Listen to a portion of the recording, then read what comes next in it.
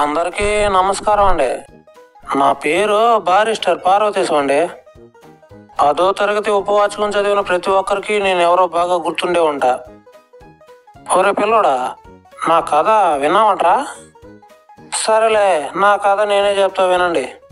నరసాపురం దగ్గర మొగల్తూరు మా కాపర స్థలం. పేరుకు తగ్గట్టే మా ఊర్లో వాళ్ళంతా కూడా చాలా మంచోళ్ళండి. ఇక మా ఇంటి పేరు వేమూరు వాళ్ళు. నా పేరు పార్వతీశం. నేను అప్పట్లోనే 5వ ఫారం వరకు చదువుకున్నానండి. కొన్ని కారణాల వల్ల 2 సంవత్సరాలు అదే క్లాసులో ఉండిపోవాల్సి వచ్చింది. తోటి పిల్లలతో కలిసి ఆటలకు అలవాటు పడ్డ నాకు చదువు అంతగా అబ్బలేదండి. ఎలాగోలా కష్టపడి 5వ ఫారం పూర్తి చేశానండి. అదేంటో అప్పట్లో నేను ఏ ఆటకి వెళ్ళినా కూడా తోటి పిల్లలతో నేనే గెలిచేవాడినండి. కళాశాలలో చదువు చెప్పే ఉపాధ్యాయులకి వాళ్ళు చెప్పే సంగతులు వాళ్ళకే అర్థం కావట్లేదని నా భావన. ఇక అందుకనే అనవసరంగా ధన వ్యర్థం కాల వ్యర్థం చేయడం ఎందుకని మా ఊర్లో మాకు పెద్దలు సంపాదించిన ఆస్తి ఉంటే దాన్ని చూసుకుంటూ మా ఊరు వెళ్ళిపోయానండి. ఆ రోజుల్లో స్వరాజ్య సంపాదన కోసం ఎక్కువ పోరాటాలు జరిగేటివండి. అప్పట్లో నేను ఉపన్యాసాలు దంచి కొట్టేవాడినండి. మన వాగ్దాటికి ప్రజలంతా కూడా బెత్తరపోయేవాళ్ళండి. నిద్ర లేవగానే సూర్య నమస్కారాలు చేయడం నాకు ఒక అలవాటండి. ఆ తర్వాత నేను కొంచెం బొద్దుగా ఉంటాను కదండి, ఆకలి కొంచెం ఎక్కువే. అందుకని ఎక్కువగా స్వీట్లు తినేవాడినండి. తినడం అయిపోయిన తర్వాత తీరిగ్గా కూర్చొని దేశ కాల వైపరీత్యాల గురించి రోజు ఆలోచించేవాడినండి. ఇలా కాలం గడిచిపోతూ ఉందండి. ఇలా ఉండగా ఒకరోజు నా పాత మిత్రుడు నా దగ్గరకు వచ్చాడండి. మాటల మధ్య వాడు, ఒరే పార్వతీశం, నువ్వు ఇంగ్లాండ్ వెళ్ళి బారిస్టర్ చదవరా అని చెప్పాడండి. వెళ్తూ వెళ్తూ, నువ్వు బారిస్టర్ చదివితే మన ఊరికి అలాగే మన దేశానికి కూడా మంచి పేరు వస్తుందిరా అని చెప్పాడండి. అలా వాడు వెళ్ళిపోయిన తర్వాత చాలాసేపు కూర్చొని ఇంగ్లాండ్ ప్రయాణం గురించి ఆలోచించానండి. అందులో లాభ నష్టాలు, కష్ట సుఖాల గురించి అన్నిటి గురించి ఆలోచించానండి. పైగా అన్ని విధాల దేశాటన శ్రేయస్కరమని, మన పాలకుల దేశానికి వెళ్ళి వాళ్ళ యొక్క ఆచారపు అలవాట్లు గుట్టు మట్టు తెలుసుకొని వస్తే స్వరాజ్య సంపాదనకు ఉపయోగపడుతుంది అని భావించి ఇంగ్లాండ్ వెళ్ళి బారిస్టర్ చదవాలి అని నిశ్చయించుకున్నాను.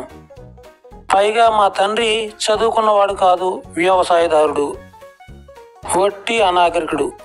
ఈ విషయం గురించి ఆయనతో చెప్తే ఆయన దీని సారస్యం అర్థం చేసుకోలేడని ఆయనతో చెప్పకుండా నా స్నేహితుడి దగ్గర కొంత అప్పుగా డబ్బు తీసుకొని నరసాపురం వెళ్ళి 4 రోజుల్లో తిరిగి వస్తాను అని చెప్పి బయలుదేరా. నేను కాస్త చదువుకున్న వాడిని కావడం వల్ల ఇంగ్లాండ్కి వెళ్ళే దారి, ఎలా వెళ్ళాలి అనే మార్గాలు నాకు కాస్త తెలుసు. పైగా ఇంగ్లాండ్ ప్రయాణానికి కావాల్సిన సామాగ్రి ఏమేమిటో చెప్పడానికి ఎవ్వరూ తెలిసిన వారు లేకపోయా. అలాగే నరసాపురం వెళ్ళి దొరలను ఎవరినైనా అడగదామంటే వాళ్ళు నా అజ్ఞానాన్ని చూసి నవ్వుతారేమో అని భయపడి వాళ్ళని అడగడమే మానేశాను. ఇంగ్లాండ్ వెళ్ళిన తర్వాత అక్కడ డబ్బులు ఎక్కువగా ఖర్చు పెట్టడం ఇష్టం లేక ముందు జాగ్రత్తతో కావాల్సిన వస్తువులన్నీ కూడా లిస్ట్ రాసుకున్నానండి. ఇంగ్లాండ్లో చలి ఎక్కువగా ఉంటుంది కదండి, అందుకనే కోట్లు 4 కుట్టించుకుందామని చెప్పి మంచి కోటు కొట్టుకొని టైలర్ దగ్గర ఇచ్చానండి. ఆ టైలర్ గారికి ఆ కోటు ముక్కే నచ్చిందో లేదా వాడి కొడుక్కే గుట్ట కొట్టాలనుకున్నాడో తెలియదు కానీ చాలీ 4 కోట్లు కుట్టాడండి. ఇక చేసేదేం లేక వాటిని సర్దుకున్నానండి.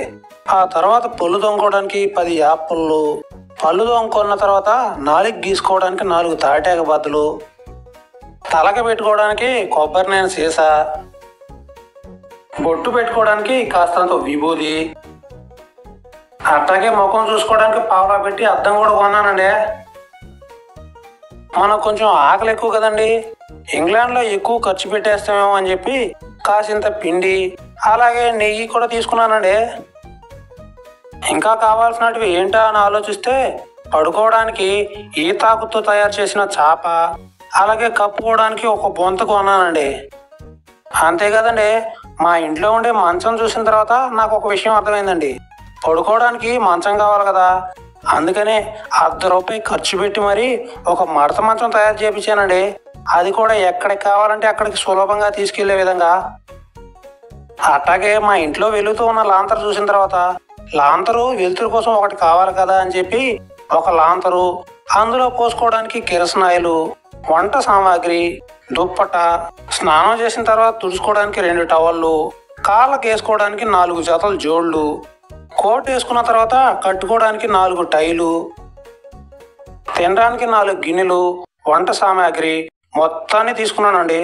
ఆ తర్వాత వీటన్నిటిని పెట్టుకోవడానికి ఒక మంచి పెట్టి కావాలని నేనే స్వయంగా ₹1.5 పెట్టి ఎరుపు రంగుతో ఒక మంచి ఇనపెట్టి తయారు చేయించుకున్నానండి. కావలసిన సామాగ్రి అంతా పెట్టిలో సర్దుకుని ఇక నేను ఇంగ్లాండ్ ప్రయాణానికి సిద్ధమయ్యానండి. ఊర్లో వాళ్ళకి, ఇంట్లో వాళ్ళకి తెలిస్తే ఎక్కడ నా ఇంగ్లాండ్ ప్రయాణాన్ని ఆపేస్తారేమో అని భయపడి వాళ్ళు ఎవరితో చెప్పకుండా ఒక మంచి ముహూర్తం చూసి ఇంగ్లాండ్ ప్రయాణానికి సిద్ధమయ్యానండి. అనుకున్నదే తడువుగా వారం రోజుల్లో వస్తాను అని చెప్పి ఇంట్లో చెప్పి గుర్రపు బండి ఎక్కి బయలుదేరానండి. ఇక ఇక్కడ మొదలుకొని నేను చేసిన రచ్చ అంతా ఇంత కాదండి. మనం కావలసిన సామాగ్రి అంతా పెట్టిలో చదువుకున్న తర్వాత ఒక మంచి శుభముహూర్తం నిశ్చయించుకొని వారము వర్జ్యం లేకుండా చూసుకొని శకునం మంచిదయ్యే వరకు వాకిట్లో ఎదురు చూసి ఎడ్ల బండికి పడవల రేవుకు బయలుదేరానండి. మొగల్తూరు, నరసాపురం, ఇక చుట్టుపక్కల 2-3 గ్రామాలు తప్ప ఎప్పుడు ఎక్కడికి వెళ్ళిన వాడిని కాదండి. ఇంతకాలం నరసాపురంలో ఉన్నప్పటికీ ఎప్పుడు పడవెక్కే అవకాశమే రాలేదండి. ఇవాళ పడవలో కూర్చొని వెళ్తూ ఉంటే మహా సరదాగా ఉంది. ఇక స్టీమర్ మీద వెళ్ళడం అన్నా కూడా ఇంతే కాబోలు అనుకున్నా. రాత్రి దారిలో మినపరొట్టి, సతాలించిన శనగలు కొనుక్కొని తింటూ ఇంగ్లాండ్లో మినపరొట్టి ఉంటుందా ఉండదా అని ఆలోచిస్తూ ఇంగ్లాండ్ నుండి తిరిగి వచ్చిన తర్వాత ఏ విధంగా దేశానికి మంచి చేయాలి అని ఆలోచిస్తూ నిద్రపోయాను. తెల్లారితే పడవ నిడుదోలు చేరుకుంది. మెలకువ రాగానే తలపెట్టిన మహత్కార్యం జ్ఞాపకం వచ్చి పడవ దిగి స్టేషన్కి వెళ్ళి అక్కడ నిలబడ్డా. కిటికీలో ఒక పెద్ద మనిషిని చూసి, ఏమయ్యా పెద్ద మనిషి, త్వరగా టికెట్ ఇవ్వు, నేను వెళ్ళాలి అన్నా. ఏంటా హడావిడి, ఎక్కడికి వెళ్ళాలి, ఏ రైలుకి అని అడిగాడు. నేను ఎక్కడికి వెళ్తున్నానో ఆయనతో చెప్తే గుట్టు రట్టు అవుతుంది అని భయపడి, సరే అదంతా ఎందుకులేండి, ఇప్పుడు టికెట్ త్వరగా ఇప్పించండి. నా మాటలు విని టికెట్ ఇచ్చి ఆయన యగాదిగా చూసి ఇక అక్కడికి రాలేదు. కొంచెం సేపు అయిన తర్వాత టికెట్ ఇచ్చి ఆయన మళ్ళీ వచ్చాడని తెలుసుకుని అక్కడికి వెళ్ళి టికెట్ ఇవ్వమని ఆయన్ను కూడా అడిగాను. ఆయన కూడా ఇందాక ఆయన లాగానే ఎక్కడికి వెళ్ళాలి అని అడిగాడు. చెప్తాలేండి, టికెట్ ఇవ్వండి. ఏమయ్యా ఈ ఆల్పు, యా ఊరు పోతావయ్యా? దగ్గరున్న వాళ్ళంతా నవ్వడం మొదలెట్టారు. ఆ టికెట్ ఇచ్చి ఆయన తమిళ ఆయన కావడంతో, ఇదేమయ్యా నాటుపురం వాళ్ళలా ఉండావే, నువ్వు పూర్తి చేతి చెప్పకపోతే టికెట్ ఏ స్టేషన్కి ఇచ్చేదయ్యా? పో అయ్యా పో, బుద్ధి లేదు వలే ఉంది. వాళ్ళంతా కాచుకుని ఉన్నారు. దగ్గరున్న వాళ్ళంతా నన్ను మందలిచ్చారు. అప్పుడు పెద్ద మనిషి నా అవస్థ చూసి, ఈ రైలు చాలా దూరం పోతుంది, చాలా చోట్ల ఆగుతుంది, నువ్వెక్కడికి వెళ్ళాలో చెప్తే అక్కడికే టికెట్ ఇస్తారు అని హితోపదేశం చేశాడు. ఆయన చెప్పిన మాటలు నాకు సబూగానే తోచాయి. అందుచేత టికెట్ ఇచ్చే ఆయన దగ్గరికి వెళ్ళి, నేను చెన్నాపట్నం వెళ్ళాలి, టికెట్ ఇవ్వు అని అడిగా. నా మాటలు వినగానే కళ్ళు ఎర్రగా చేసి, ఎన్నయ్య ఇది, ఈ పొద్దు ఎక్కడి నుంచి వచ్చావయ్యా, ఒట్టి జంతువు మాదిరిగా ఉండావే, పోయా పో, వాళ్ళంతా కాసుకుని ఉన్నారు, జల్దీ పో. పొమ్మంటే ఏందయ్యా అట్లా మూతి పెట్టి చూస్తావు? పట్నం బండి సాయంత్రం వరకు రాదు, కాబట్టి ఎక్కడికైనా పోయి పండుకుని తూగు. దాంతో నా దగ్గరున్న వాళ్ళంతా నన్ను పక్కకు తోసేశారు. పోనీ కొంచెం రద్దీ తగ్గిన తర్వాత మళ్ళీ వద్దామని వెళ్ళా. రైలు కాబోలు గంట కుట్టారు. అప్పుడు మళ్ళీ పట్నం బండి ఎప్పుడు వస్తుంది అని అడిగా ఆయన్ని. సాయంత్రము అన్నాడు. అలాగా, సాయంత్రం దాకా ఉండాలా? నాకు తొందర పని ఉందే. నా ముఖం కేసి చూసి, ఓ తొందర పనుందా, అయితే నడిచిపో అని కిసిక్కిన తలుపేసుకొని పోయాడు.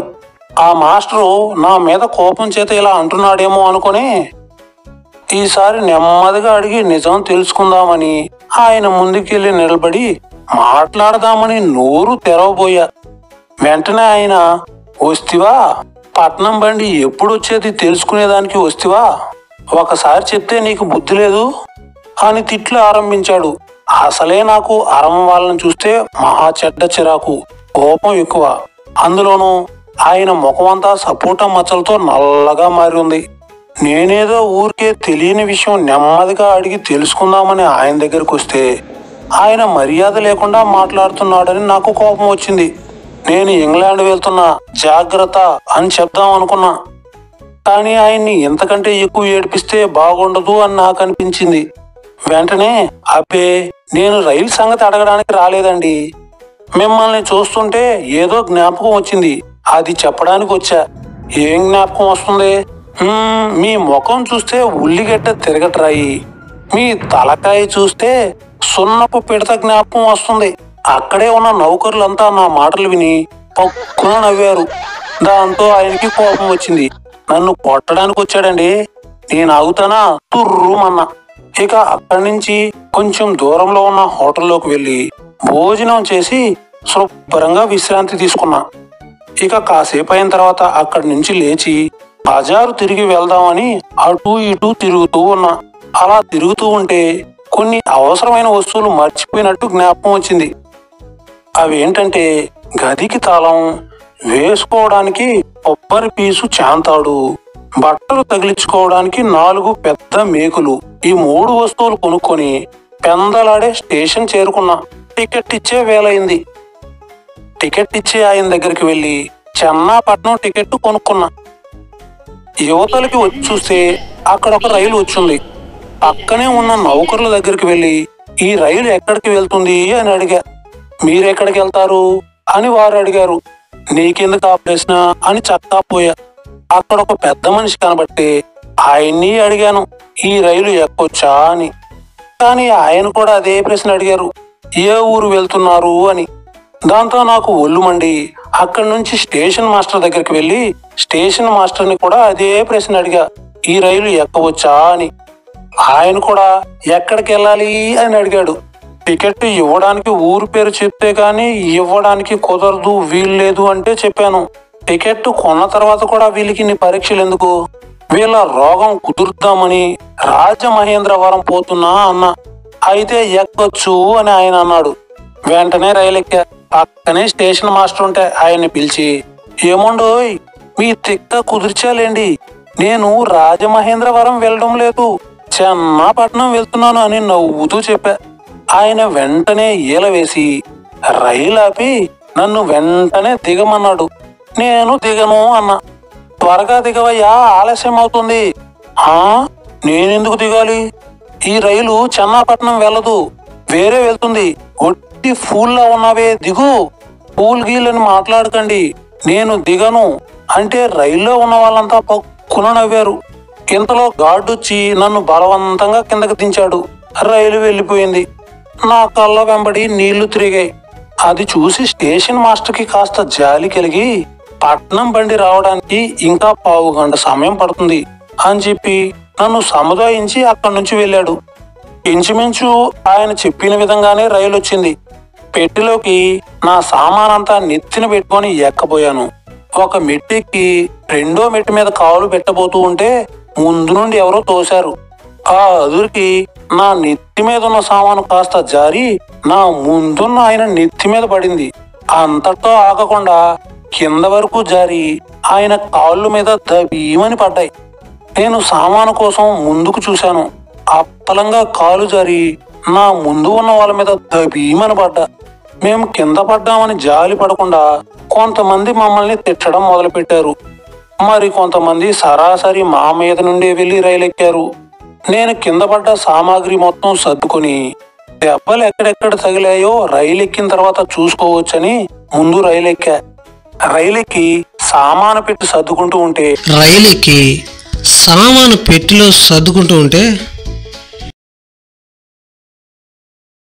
అదుపు తప్పి నా ముందరున్న ఆడమనిషి ఒళ్ళో పడ్డా. మీద బరువు పడ్డంతో ఆడమనిషి ఉలిక్కిపడి నన్ను పైకి లేపి నన్ను ఇష్టం వచ్చినట్టు, ఆమె నోటికి వచ్చినట్టు నన్ను తిడుతూ ఒక్కసారిగా ముందుకు నెట్టిందండి. ఇక దీంతో నా వెనకాంతల ప్రశాంతంగా సుట్ట కాల్స్తూ ఉన్న కాపు మీద పడ్డా. ఆ కాపు తాగుతూ ఉన్న సొట్ట నా బొగ్గకు తగిలి చురుక్కుమంది. దీంతో నేను క్యూమని అరిచా.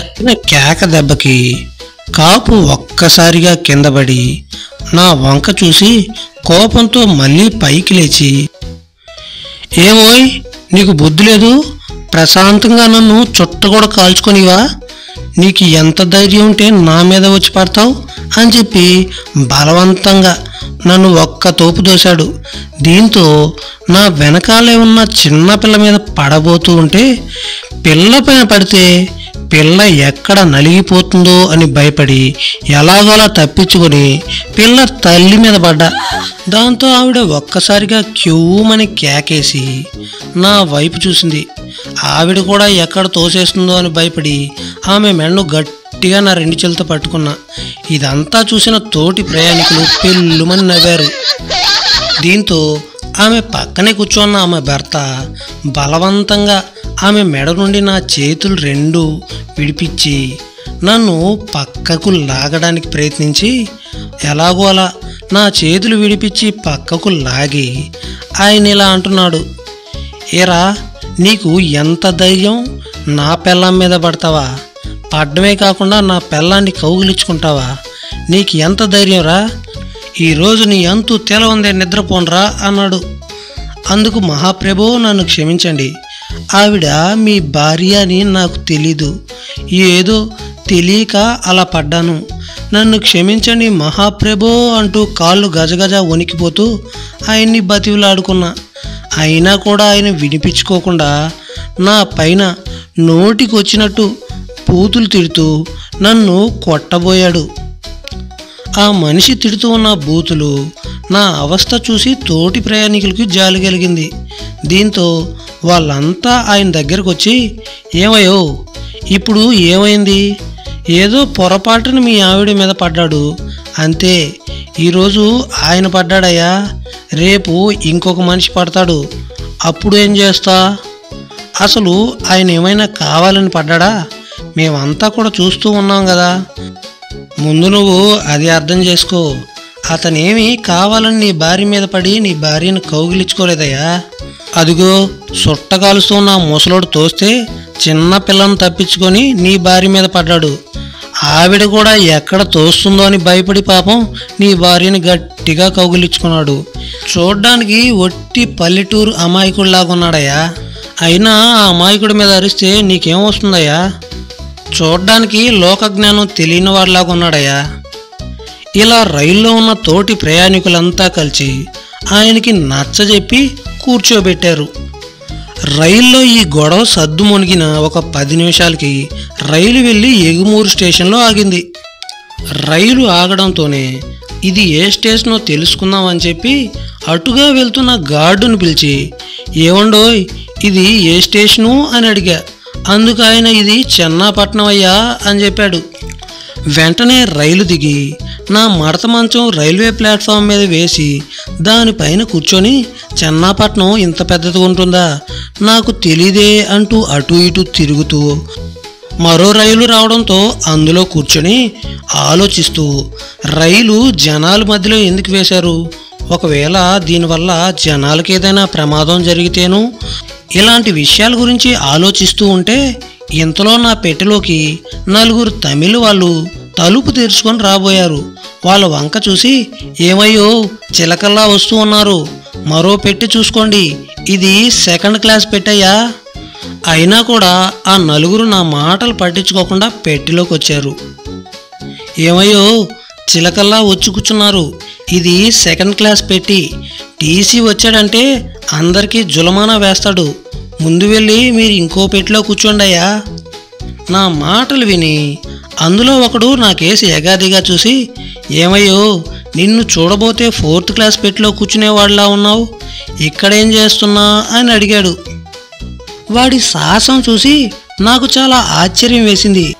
మంచికి పోతే చెడు ఎదురైనట్టు నేను చదువుకునే రోజుల్లో మా మాస్టర్ గారు చెప్పిన మాటలు నాకు అప్పుడు అర్థమైంది. ఒకరోజు నేను చిన్నపిల్లాడిగా ఉన్నప్పుడు మా మాస్టర్ గారు నన్ను పిలిచి, ఒరే పార్వతీశం, జీవితంలో ఒక్క విషయం బాగా గుర్తుపెట్టుకోరా, మనం పోయేటప్పుడు పేడ ఎదురొచ్చింది కదా అని చెప్పి దాంట్లో రాయేయకూడదురా, ఆ పేడ మన ముఖం మీద పడుతుంది. ఇప్పుడు ఈ తమిళ వాళ్ళని చూస్తుంటే నాకు ఆ సామెత గుర్తొచ్చింది. ఇక నేను కూర్చోవడానికి సీటు కోసం వెతుకుతూ ఉంటే రైల్లో ఉన్న ప్రయాణికులంతా కలిసి మళ్ళీ నేనెక్కడ వాళ్ళ పిల్లల మీద కూడా పడి కౌగులించుకుంటానేమో అని భయపడి నాకు కొంచెం కూర్చోవడానికి సీట్ ఇచ్చారు. ఇక పై బల్లపైన నా సామాన్ అంతా పెట్టి దానిపైన మడత మంచం చాపా పెట్టి వీటన్నిటికీ కలిపి అక్కడొక గొలుసు కనబడితే ఈ సామానికి ఆ గొలుసుకేసి సాయంత్రం కొనుక్కున్న కొబ్బరి చేంతాడేసి లాగి బలంగా బిగిచ్చి కట్టా. ఇక సామానికేమీ పర్వాలేదు అనుకుని వచ్చి నా సీట్లో కూర్చున్నా. ఇంతలోకే ఎందుకో రైలు సడన్ గా ఆగిపోయింది. పెట్టిలో ఉన్న వాళ్ళంతా కూడా అసలు రైలు ఎందుకు ఆగిందో అని తొంగి చూశారు. ఇంతలోనే కాసేపటికి మా పెట్టిలోకి 2 గార్డులు వచ్చారు. ఇక్కడ చైన్ లాగింది ఎవడ్రా? రైల్లో ఉన్న ప్రయాణికులు ఎవరూ మాట్లాడలేదు. వెంటనే వాళ్ళు పైకి చూశారు. అక్కడ నా సామాను చైనికి కట్టబడి కనబడింది. ఈ సామాను ఎవరిదిరా? మళ్ళీ ఏం పుట్టి మునిగిపోయిందో అని భయపడి పైకి లేచి ఆ సామాను నాదే అన్నా. ఎందుకురా సామాను చైన్కేసి కట్టావు? సామాను రైలు కుదుపుకి కింద పడిపోతుందేమో అని భయపడి జాగ్రత్తగా ఉంటుంది కదా అని అలా కట్టా. పెట్టిలో ఉన్న ప్రయాణికులంతా కూడా నా మాటలు విని ఒక్కసారిగా గొల్లుమని నవ్వారు. అవునా, అయితే 50 రూపాయలు జులమానా కట్టు, నా దగ్గర ఏమీ లేదు, క్షమించండి అని ప్రాధేయపడ్డా. ఈ అట్టకేలకి సరే ముందు ఆ గొలుసు కట్టిన నీ సామాను దించు అని చెప్పి వాళ్ళు అక్కడి నుంచి చక్కా పోయారు. వాళ్ళు అలా వెళ్ళిన తర్వాత నేను చేసిన అపరాధం ఏంటో తెలుసుకుందాం అని చెప్పి పక్కనున్న ఆయన్ని అడిగా. ఆయన నవ్వుతూ సంగతంతా చెప్పాడు. ఇంత చిన్న చైన్ లాగితే రైలు ఆగిపోతుందా అని అనుకున్నా. ఇంతట్లోకి రైలు మళ్ళీ బయలుదేరింది. నా పెట్టెలో నుండి కొంతమంది దిగారు, మళ్ళీ కొంతమంది ఎక్కారు. కొంతసేపు ఆగి రైలు మళ్ళీ బయలుదేరింది.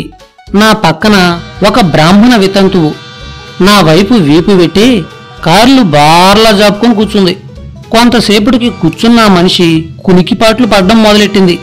మన దేశ దారిద్రము, ఇక ప్రజల అజ్ఞానము, వితంతువుల దుర్భర అవస్థ, ఇలాంటి విషయాల గురించి ఆలోచిస్తూ మళ్ళా మన దేశం ఎప్పుడు బాగుపడుతుందా అని అనుకుంటూ ఇదంతా మంచికేలే, మళ్ళీ 3-4 సంవత్సరాల్లో నేను నా దేశానికి తిరిగి వస్తాను కదా, ఈ కష్టాలన్నీ తొలగిస్తానులే అని అనుకుంటూ నేను నిద్రలో జారుకున్నా.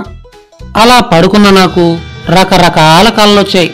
మళ్ళీ కొంతసేపటికి ఎందుకో మెలక వచ్చి చూడగా నా పక్కనున్న బ్రాహ్మణ వితంతు వీపు కానుకొని చార్లబడి నిద్రపోయా అని నాకు అర్థమైంది. ఆమె ఇంకా నిద్రపోతూ ఉందన్న విషయం నాకేం తెలుసు. నేను ఆమెని లేపడంతో ఒక్కసారిగా అదిరిపడి నా ఒళ్ళో పడ్డది. లేవడంతో వెంటనే ఆమె గోవిందా గోవిందా అంటూ పైకి లేవబోయి నా ఒళ్ళో పడ్డది. ఆవిడ మళ్ళీ పైకి లేవబోతూ ఉంటే మళ్ళీ ఎక్కడ నా ఒళ్ళో పడుతుందేమో అని భయపడి నా చెయ్యి ఆమె వీపుకు బోటు పెట్టి కాస్త పైకి లేపా. అలా పైకి లేచి నా సహాయంతో పైకి లేచాను కదా అని సంతోషపడకుండా తిరిగి నన్నే, అదేమబ్బాయి కొంచెం దూరంగా కూర్చోకూడదు? ఊరికే మీదికి రాకపోతే నీకు తోడపుట్టిన వాళ్ళు లేరా? ఇల్లు బయలుదేరి రావడమే చాలునే ఒక్కతును. నా బ్రతుకంతా ఇలాగనే వెళ్తున్నది. దారిలో ఎరుగున వాళ్ళు ఎవరైనా కనబడకపోతారా అని నేటికి తెగించి తిరుపతి వెళదామని బయలుదేరినందుకు ఈ అవస్థలన్నీ పడవలసి వచ్చింది. ఆ మహారాజే ఉంటే ఈ అవస్థ లేకపోయేది సరికదా. చచ్చి స్వర్గాలున్నారు. ఎప్పుడు రాత్రిళ్ళు రైల్లో ప్రయాణం చేసినా ఓసేవ్ నీకు మెలకు ఉంటే జబ్బు చేస్తుంది, ఎలాగో కాస్త సందు చేసుకుని నడ్డి వాల్చమనేవారు. అనామి ఒకసారి కళ్ళకద్దుకొని మరోసారి ముక్కు చేత్తో చీదుకొని మళ్లీ పడుకొని కునికిపాట్లు పడ్డం మొదలెట్టింది. ఇంతట్లోనే నా కడుపు ఉబ్బిపోవడంతో వెంటనే నేను వాష్రూమ్కి వెళ్లాల్సి వచ్చింది. రైలు ఒక్కసారి ఆగితే బాగున్ను, వెంటనే కిందకి దిగి వెళ్లి రావచ్చు. వెంటనే చైను లాగుదామా అని అనుకున్నా. కానీ 50 రూపాయలు జులమానా గుర్తుకు వచ్చి వెంటనే కిటికీ దగ్గరికి వచ్చి గార్డు గారిని పిలిచి రైలు ఆపమని చెప్దాము అని చెప్పి కిటికీ దగ్గరికి వెళ్ళి, ఓ గార్డు గారు, ఓ గార్డు గారు, రైలు ఆపండి, రైలు ఆపండి, నా కడుపు ఉబ్బిపోయింది, వెంటనే నేను లఘు సంఖ్యకు వెళ్ళాలి, రైలు ఆపండి అని గట్టిగా అరిశా. రైలు వెళ్లే శబ్దానికి నా మాటలు ఎవ్వరికీ వినబడలా. రైలు ఆగకపోయా. కడుపు ఉబ్బిపోతూ ఉంది. నాకు ఇప్పుడు ఏం చేయాలి అనే విషయం అస్సలు తోచలేదు. వెంటనే అక్కడ కూర్చున్న ఒక పెద్ద మనిషి దగ్గరికి వెళ్ళి ఆయనతో ఇలా చెప్పాను, నా కడుపు ఉబ్బిపోయి ఉంది, నేను రైలు ఆపమని చెప్పి కేకేశాను, కానీ నా మాటలు విని ఎవ్వరూ పలకలేదు, ఇప్పుడు ఎలాగో అని ఆయన్ని అడిగాను. చూడబ్బాయి, మనం రైలు ఎక్కడ కావాలంటే ఎక్కడ ఆగదు, మనం ఆపమన్న చోటల్లా ఈ రైలు కూడా ఆగదు. ఇక్కడ మన కోసం అంటూ ఒక గది ఉంది, మనకు 1కి వెళ్ళవలసి వచ్చినా 2కి వెళ్ళవలసి వచ్చినా ఆ గదిలోనికి వెళ్ళవచ్చు. అదిగో ఆ గది అక్కడుంది, అక్కడికి వెళ్ళు. వెంటనే నేను ఆయన చూపించిన ఆ గదిలోకి వెళ్ళా. గదిలోకైతే వెళ్ళాను గాని అక్కడ లఘుశంక ఎలా చేయాలో, ఏ విధంగా ఆ గదిని ఉపయోగించుకోవాలో నాకు తెలియలా. ఎలాగో అలా తంటాలు పడి లఘుశంక పూర్తి చేసుకుని వచ్చా. అలా కాసేపు కూలబడి కునికిపాట్లు పడ్డం మొదలెట్టా. ఇంతలో తెల్లారింది. రైలు ప్రతి స్టేషన్లో ఆగుతూ అక్కడ ఎక్కవలసిన వాళ్ళు ఎక్కుతూ దిగవలసిన వాళ్ళు దిగుతూ ఉంటే వాళ్ళని ఆశ్చర్యంగా చూస్తూ ఉన్నా.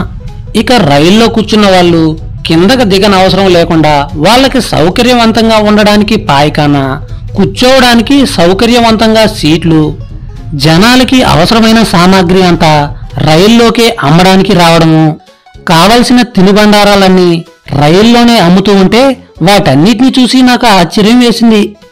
ఇక ఆహారం చూస్తే మనం అస్సలు ఆగలేము అని తెలిసిందే కదా. రైల్లో కొన్ని స్వీట్లు కనబడితే నా నోరు ఊరడంతో కొన్ని స్వీట్లు కొనుక్కొని తిన్నా. ఈ ఏర్పాట్లన్నీ చూసిన తర్వాత అందుకనే ఇంగ్లీష్ వాళ్ళు అంత గొప్పవాళ్ళయ్యారు అని నాకు అనిపించింది. ఇలా ఉండగా ఉదయం 9 గంటలు అయ్యేసరికి బేసిన్ బ్రిడ్జ్ అనే స్టేషన్ వచ్చింది. నేను స్టేషన్లో దిగుతూ ఉన్న జనాల్ని చూసి ఆశ్చర్యంగా నిలబడ్డాను. ఇంత అప్పుడు ఒక ఆయన నల్లదొర నా దగ్గరకు వచ్చి టికెట్ ఇవ్వమని చెప్పి నిలబడ్డాడు. నేను టికెట్ ఇచ్చాను. ఆయన చూసి మాట్లాడకుండా టికెట్ జేబులో వేసుకున్నాడు. ఇదేంట్రా టికెట్ జేబులో వేసుకున్నాడు, ఏమైనా అడగదామన్నా కూడా నల్లదొరాయే. నా సంగతి ఏంగాను ఎలాగని హడలిపోయి వాడి వెంబడిపడ్డా. మహాప్రభో టికెట్ నాకు ఇవ్వండి అని వాడిని ప్రాధేయపడ్డా. వాడు నన్ను కోపంతో పొమ్మన్నాడు. వాడు పొమ్మన్నంత మాత్రాన ఎంత అభిమానంగా ఉన్నా ఎలా పోను? నా టికెట్ వాడి చేతిలో చిక్కుబడిపోయింది. అందుకని అభిమానం చంపుకుని మరీ వాడిని వెంబడించాను. ఆఖరుకు రైలు కదిలే వేలైంది. వాడితో పాటు ఇంకో 4-5 నల్లదొరలు చేరారు. అయ్యా, దయచేసి నా టికెట్ ఇప్పించండి అని అడిగాను. Get out a man, you seen to be a fool. అయ్యా, ముందు నా టికెట్ ఇప్పించి మీరు ఎన్ని తిట్టినా పడతాను. నా టికెట్టు నాకెవరు, పైగా తిడతారేమండి అన్నాను ఒళ్ళుమండి. రైలు కూసింది. Get in man, you have no bloody fear, nobody will ask you అని నన్ను రైల్లోకి తోశాడు. రైలు కదిలింది. ఏం చేయడానికి గత్యంతరం తోచలేదు. స్టేషన్లో ఆ దొరలంతా కూడా నా వంక చూసి కడుపు చెక్కలయ్యేలా నవ్వుకుంటున్నారు. నేను రైలు దిగుదామని ప్రయత్నం చేశాను. నా పక్కనున్న ఆయన నన్ను ఆపి ఏంటి సంగతి అని అడిగాడు. ఆయనతోటి జరిగిన సంగతి అంతా చెప్పాను. ఇలా టికెట్ తీసుకుపోయి ఇవ్వలేదు అని. ఆయన నవ్వి వచ్చే స్టేషనే చెన్నాపట్నం, అక్కడే అందరూ దిగిపోయేది, అందుకని అక్కడ రద్దీగా ఉంటుందని చెప్పి అందుకనే అందరి టికెట్లు ఇక్కడే వసూలు చేస్తారు, నీకే భయం లేదని అభయం ఇచ్చాడు. సరే, ఎటు పోయి ఎటు వచ్చినా అందరి దగ్గర కూడా టికెట్లు పుచ్చుకున్నారని చెప్పారు కనుక వాళ్ళకి లేని భయం నాకెందుకని ధైర్యం తెచ్చుకొని కూర్చున్నా. ఇంతలోకే రైలు చెన్నాపట్నం చేరుకుంది. రైలు ఆగగానే 100 మంది కూలీలు సామాన్ ఏమన్నా ఉందా అంటూ పరిగెత్తుకుని పెట్టెలోకి వచ్చారు. పెట్టె నెత్తిన పెట్టుకొని నేను దిగాను. నా చుట్టూతా 20 మంది కూలీలు చేరారు. వాళ్ళు నా పెట్టెను లాక్కొని నేను తీసుకొస్తానంటే నేను తీసుకొస్తానని వాళ్ళలో వాళ్ళు దెబ్బలాడుతూ ఉన్నారు. ఆఖరికి ఒకడు సామాను పుచ్చుకొని పరిగెత్తాడు. వాడు నా సామాను తీసుకొని పారిపోతున్నాడేమో అని భయపడి గబగబా పరిగెత్తి వాడిని అందుకున్నాను. ఆగమంటే ఆగడు, ఎంత ఇవ్వాలి అంటే చెప్పడు. తిన్నగా పరిగెత్తుకెళ్ళి బండ్ల దగ్గర దించాడు. ఓ 10 మంది బండ్ల వాళ్ళు నా చుట్టూతా మోగారు. ఎక్కడికి పోవాలి స్వామి, రండి మీ, నేనుదా జల్దీదా కుంచుకుపోతా. రెక్క పట్టుకొని లాగేవాళ్ళు, సామాను గుంజుకుపోయేవాళ్ళు. ఎక్కడికి పోవాలి అనేది నాకు అర్థం కాలేదు. నేనెవరిని ఎరగను. పోనీ ఏదైనా హోటల్కి వెళ్దామంటే హోటల్ పేరు గాని హోటల్ ఉండే వీధి పేరు గాని తెలీదు. ముందు వీళ్ళ గోల తగ్గితే చాలని నేను ఎక్కడికి వెళ్ళడం లేదు అని చెప్పి నా పెట్టి మీద నేను కూర్చున్నాను. అయినా కానీ నాకెలాగో బండి కావాలి అని వాళ్ళు ఊహించినట్టున్నారు. వాళ్ళు మటుకు నన్ను విడిచిపోలేదు. ఎందుకు స్వామి అంత కోపం చేస్తావు? మీకు ఇష్టం వచ్చిన బండిదా చేసుకుని పోమి, ఈ ఎండలో ఎట్టదా పోతావు? మేము భద్రందా కొంచిపోతాం స్వామి అని అక్కడే నిలబడ్డారు. ఇంతలో సామాను మోసుకొచ్చిన వాడు కూలీ ఇవ్వమని పేచి పెట్టాడు. ఏమివ్వాలి? ఏం స్వామి మీరు నన్ను అడుగుతారు, మీకు తెలీదా? నేను నాకు తెలీదన్నాను. ఏం స్వామి తమాషా చేస్తారు, ఇచ్చేయండి నేను పోవాలే. అర్ధనా అనా ఇస్తే బాగోదని 2 అనాలిచ్చి పుచ్చుకోమన్నాను. వాడు నేనిచ్చిన డబ్బు కేసి నా ముఖం కేసి ఒకసారి చూసి, ఏం స్వామి ఏమది, నేనేమైనా ముష్టివాడిని అనుకుంటివా ఏమి? బిచ్చం వేసినట్టు 2 అనాదా తీసుకోమంటివే? వాడి మాటలకి నేను ఆశ్చర్యపోయి, ఏంటిది, నేను పోనీలే అని ఎక్కువిస్తే వాడేంటి ముష్టివాడు అని అంటున్నాడు? ముష్టి వాళ్ళకి బేడాలు పావలాలు ఇస్తారా ఏమి? సరే మరైతే ఎంత ఇవ్వమంటావు అని అడిగా. వాడందుకు 1 రూపాయ. ఆ మాట వినగానే నా గుండె పగిలింది. పోనీలే అని చెప్పి మరో 2 అనాలిచ్చి వాడి చేతిలో పెడితే వాడు ఆ డబ్బుల్ని నా ముఖం మీదకి గిరాటు వేశాడు. అలా గిరాటు వేసి రూపాయికి 1 దమ్మిడి తక్కువైనా పుచ్చుకోను అన్నాడు. పుచ్చుకోకపోతే మానేవి అన్నాను. అంత దజ్జాకి పోయినవాడు పుచ్చుకోకుండా వెళ్ళిపోతాడు అని అనుకున్నాను. కానీ వాడు పోలేదు. వాడు నన్ను తిట్టడం మొదలెట్టాడు. మా చుట్టూ ఉన్నవాళ్ళు బండి వాళ్ళు మాకు తీర్పు తీర్చడం మొదలెట్టారు. సరే వీడితో పేచీ ఎందుకని ఇంకో పావలా ఇచ్చాను. ముందు అది కూడా పుచ్చుకోనని నన్ను, నా ముఖాన్ని, నా ముక్కును, నా మూతిని, నన్ను, నా ధర్మగుణాన్ని, తక్కిన ఆంధ్రులను, ఆంధ్రదేశాన్ని ఇష్టం వచ్చినట్టు తిట్టి నేనిచ్చిన 1/2 రూపాయి పుచ్చుకొని పోయాడు. ఇక ఒక దరిద్రం వదిలింది కదా అని సంతోషించాను. ఇక ఊరిలోకి వెళ్ళడం ఎలాగా అని ఆలోచించాను. ఇంకా బండ్ల వాళ్ళు నా చుట్టూతా నిలబడ్డారు. ఈ ఊరిలోకి వెళ్ళడానికి ఏదైనా సత్రమైనా హోటల్ అయినా ఉందా అన్నాను వాళ్ళతో. ఉంది స్వామి, కిట్టనే రామస్వామి మొదలు సత్రం ఉంది స్వామి. అక్కడ గదులు అవి ఉంటాయా? స్నానానికి వీలు గట్రా ఉంటుందా? అంతా ఉండును స్వామి, నిండా సౌఖ్యముగా ఉండును స్వామి. మరి భోజనం సంగతి ఎలాగో? దుడ్డు తీసుకొని అక్కడిదే వేస్తురు. భోజనం సంగతి అడిగితే దుడ్డు తీసుకొని వేస్తారంటాడేంటా అనుకొని, అది కాదయ్యా, భోజన హోటల్ కూడా సత్రానికి దగ్గరలోనే ఉందా అని అడిగాను. అదిదా స్వామి చెప్పి తిని, సత్రంలోదా అన్నం కూడా పెట్టేదురు, దానికిదా దుడ్డు పుచ్చుకుందురు అని అభియాన రూపకంగా నా బోటి అజ్ఞానులకు అర్థమయ్యేలా చెప్పాడు. అయితే బండికి ఏమివ్వాలి అని అడిగాను. అందుకు వాడు 3 రూపాయ. ఇక్కడికి సత్రం ఎంత దూరం ఉంటుంది? 2 మైళ్ళు సుమారుదా ఉండును. అయితే 2 మైళ్ళకి 3 రూపాయలు ఎవరిస్తారు? నేనివ్వను. నీ దయ స్వామి, మా మామూలు మేము చెప్పాము, నీవేమిస్తారో చెప్పుమి. 1 రూపాయి ఇస్తా. ఏమి స్వామి అట్లా చెప్తారు? ఇదేమైనా నాటుపురం అనుకుంటారా, నాటు బండి అనుకుంటారా? స్వామి సారు అది కుదరమండి.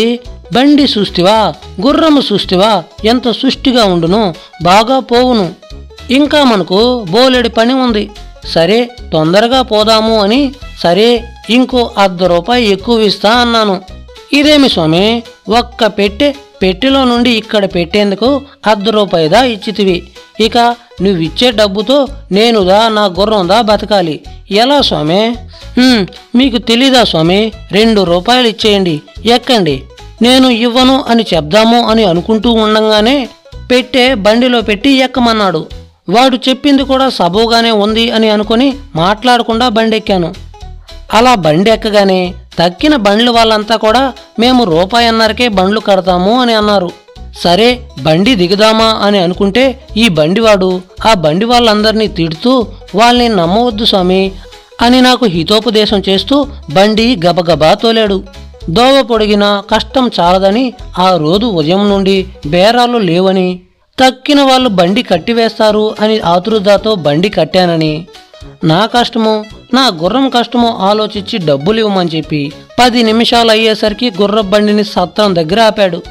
అప్పుడే సత్రం దగ్గరికి వచ్చామని ఆశ్చర్యపోతూ, అయినా పట్నం వాసంలో దూర ప్రయాణం అసలు సమయం తెలీదని అనుకుని గుర్రము బహు త్వరలో తీసుకొచ్చిందని సంతోషించి బండివాడికి 2 బేడా ఇచ్చివేశాను. ఇంకో 2 బేడాలు ఎక్కువ ఇవ్వమని చెప్పి నా పైన కోప్పడి బాగా తిట్టి చక్కా పోయాడు. నేను సత్రంలోకి వెళ్ళాను. సత్రంలో జనం కితకితలాడుతూ ఉన్నారు. ఇంతమంది పొరుగురు జనం ఇక్కడికి ఎందుకు వచ్చారా అని అనుకున్నాను. అలా లోపలికి వెళ్ళాను.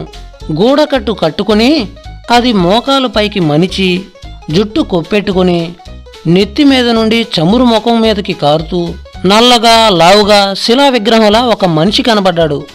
కాళ్ళు 2 ఎడమగా పెట్టుకుని నా కేసి యగాదిగా చూసి ఎన్నా వేణుం అని అన్నాడు. నేను వాడితో మీరన్నదేమో నాకు తెలీదు, కానీ నాకిప్పుడు ఒక గది కావాలి అన్నాను. ఓ అష్టనా, నీవెవరువో, బ్రాహ్మణుడు అవునా కాదా? మీది యా ఊరు? ఎన్ని దినాలుండబోతావు? ఎక్కడ పోతావు? ఈ ఊరెందుకొచ్చావు అని అడగడం ప్రారంభించాడు. మేము బ్రాహ్మణులమే. ఇక తక్కిన సంగతి మీకెందుకు? గది ఉందా లేదా? మీకు తెలియకపోతే ఎవరిని అడగాలో చెప్పండి. ఓ సోమే, నీవు నిండా గట్టివాడిగా ఉన్నావే. ఎన్ని దినములు ఉండేది చెప్పకపోతే ఎట్టదా గది ఇచ్చుదును? 3 దినాల కంటే ఎక్కువ ఉండేదానికి లేదును. నేను 3 రోజులు కూడా ఉండను. మళ్ళీ ఈరోజు సాయంత్రమో రేపో వెళ్ళిపోతాను. అయితే సరే, ఈ గదిలో ఉండవచ్చు అని ఒక గది చూపించాడు. ఇక ఆ తర్వాత గదికెళ్ళి స్నానం చేసి పట్టుబట్ట కట్టుకుని మొహాన బొట్టు పెట్టుకుని చెంబు తీసుకుని భోజనాలు సావిడిలోకి వచ్చాను. అక్కడంతా చొక్కాలతోటి కోట్లతో కూర్చొని భోజనం చేస్తూ ఉన్నారు. కొందరు వడ్డిచ్చే వాళ్ళు కూడా బనియన్ తొడుక్కుని మరీ వడ్డిస్తూ ఉన్నారు. ఈ అనాచారం అంతా చూసి అక్కడ భోజనం చేయబుద్ధి కాలేదు. అయినా మరో గత్యంతరం లేక ఖాళీగా ఉన్న విస్తర్ దగ్గరికి వెళ్ళి కూర్చున్నా. భోజనం చేస్తున్న వాళ్ళు, వడ్డిస్తున్న వాళ్ళు కూడా నన్ను చూసి లోపలే నవ్వుకోవడం మొదలెట్టారు. వాళ్ళతోటి మనకెందుకని యథావిధిగా పరీక్షించి భోజనాన్ని కూర్చున్నా. ఇంకా వడ్డన అవుతూ ఉండగానే నా పక్కన కూర్చున్న అరం వాళ్ళు కూర మొక్కలు వట్టి నోటితోనే తినేయడం మొదలెట్టారు. వడ్డన మొదలవగానే ఒక ఆయన 2 గెంటెల నెయ్యి వడ్డించుకుని వెళ్ళాడు. నా పక్కన కూర్చున్న అరం వాళ్ళు కొంతమంది ఆ నెయ్యి దాహం పుచ్చుకున్నారు. అరే ఏంట్రా వీళ్ళు ఇలా పుచ్చుకుంటున్నారు అని అనుకున్నా. కొందరైతే ఆ నెయ్యిని ఒట్టి ముద్దలో కలుపుకొని తిన్నారు. అంతా నెయ్యి వేయించుకుంటున్నారు కదా అని నేను కూడా కాస్త నెయ్యి వేయించుకున్నా. ఈ నెయ్యి అంతా పాడు వాసన. వీళ్ళకి ఇంటి దగ్గర కాచిన నెయ్యి గనక దొరికితే వీళ్ళంతా చెంబులు కొద్దీ పుచ్చుకుంటారేమో అనుకున్నా. నేతి వంట అవుతూ ఉండగానే ఇంకొక ఆయన పులుసు పట్టుకొచ్చాడు. ప్రతివాడు కూడాను ఒక పప్పు కలుపుకోవడం లేదు, కూర కలుపుకోవడం లేదు, అలాగే పచ్చడి కలుపుకోవడం లేదు, ఏమీ లేదు. ముందుగా పులుసు పోసుకున్నారు, అందులో కాస్త పప్పు కలుపుకున్నారు. నెయ్యి లేకుండా వట్టి పులుసు పోసుకుంటూ అందులోనే కూర పచ్చడి నంచుకున్నారు. ఏంటి అడవి తిండి, పాపం వీళ్ళు తిండి తినడం కూడా ఎరగరు అని జాలిపడ్డాను. నేను మాత్రం ముందు పప్పు కలుపుకున్నాను. పులుసు వద్దు అనేసరికే అంతా కూడా తెల్లబోయి నా వంక చూశారు. కాకులకు కోకిల రూపం చాలా అందవికారంగాను, కంఠము చాలా వినసంపుగా ఉంటుందంట. అలాగే ఈ అరం వాళ్ళ కళ్ళకి నేను ఒట్టి అనాగరికుడిగా కనబడ్డాను. ఆశ్చర్యం ఏంటి, పిచ్చి వాళ్ళకి ప్రపంచమంతా పిచ్చిగానే కనబడుతుంది. తర్వాత నేను కూర కలుపుకున్నాను. తర్వాత నెయ్యి కూడా తీసుకురమ్మన్నాను. ఏ కుళ్ళు నెయ్యి అయినా వేసుకోవడం తప్పుతుంది కనుకనా వాడు నెయ్యి తీసుకొచ్చి అది ఎక్స్ట్రా సార్ అన్నాడు. ఈ నెయ్యి ఎక్స్ట్రా ఏంట్రా నీ పిండాకుడు? ఇప్పుడు మళ్ళీ నెయ్యి వేసుకుంటే 1 స్పూను, అది 1 కాలనా? అవును సారు. అయితే ఇప్పుడు ఏమంటావు? వేసేదా సారు? వెయ్యి మరి వెయ్యడానికి కాకపోతే నీ సౌందర్య అతిశయాన్ని చూసి ఆనందించడానికి పిలిచాను అనుకున్నావా?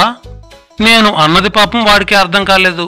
కాస్త నవ్వుకుంటూ ఏమి సారు అట్టా గేలి చేస్తారు? వాడినేదో స్తోత్రం చేశాను అనుకున్నాడు కాబోలు.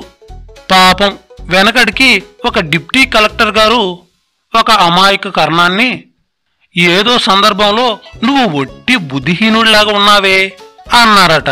ఆ కర్ణము తన్నేదో కలెక్టర్ గారు మెచ్చుకుంటున్నారు అనుకుని, చిత్తం మహాప్రభో, ఏలిన వారి కటాక్షం, తమ బోటి పెద్దలందరి చేత అలాగే అనిపించుకుంటున్నా అన్నాడట. అలాగా ఉంది ఈ వడ్డనవాడి సంగతి.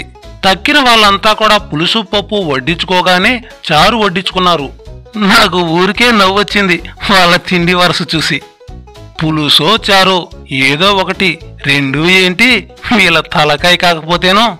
సరే వీళ్ళు ఎలా తింటే మనకెందుకనుకొని 2 మెతుకులు గబగబా తిని లేచి బయటకొచ్చాను.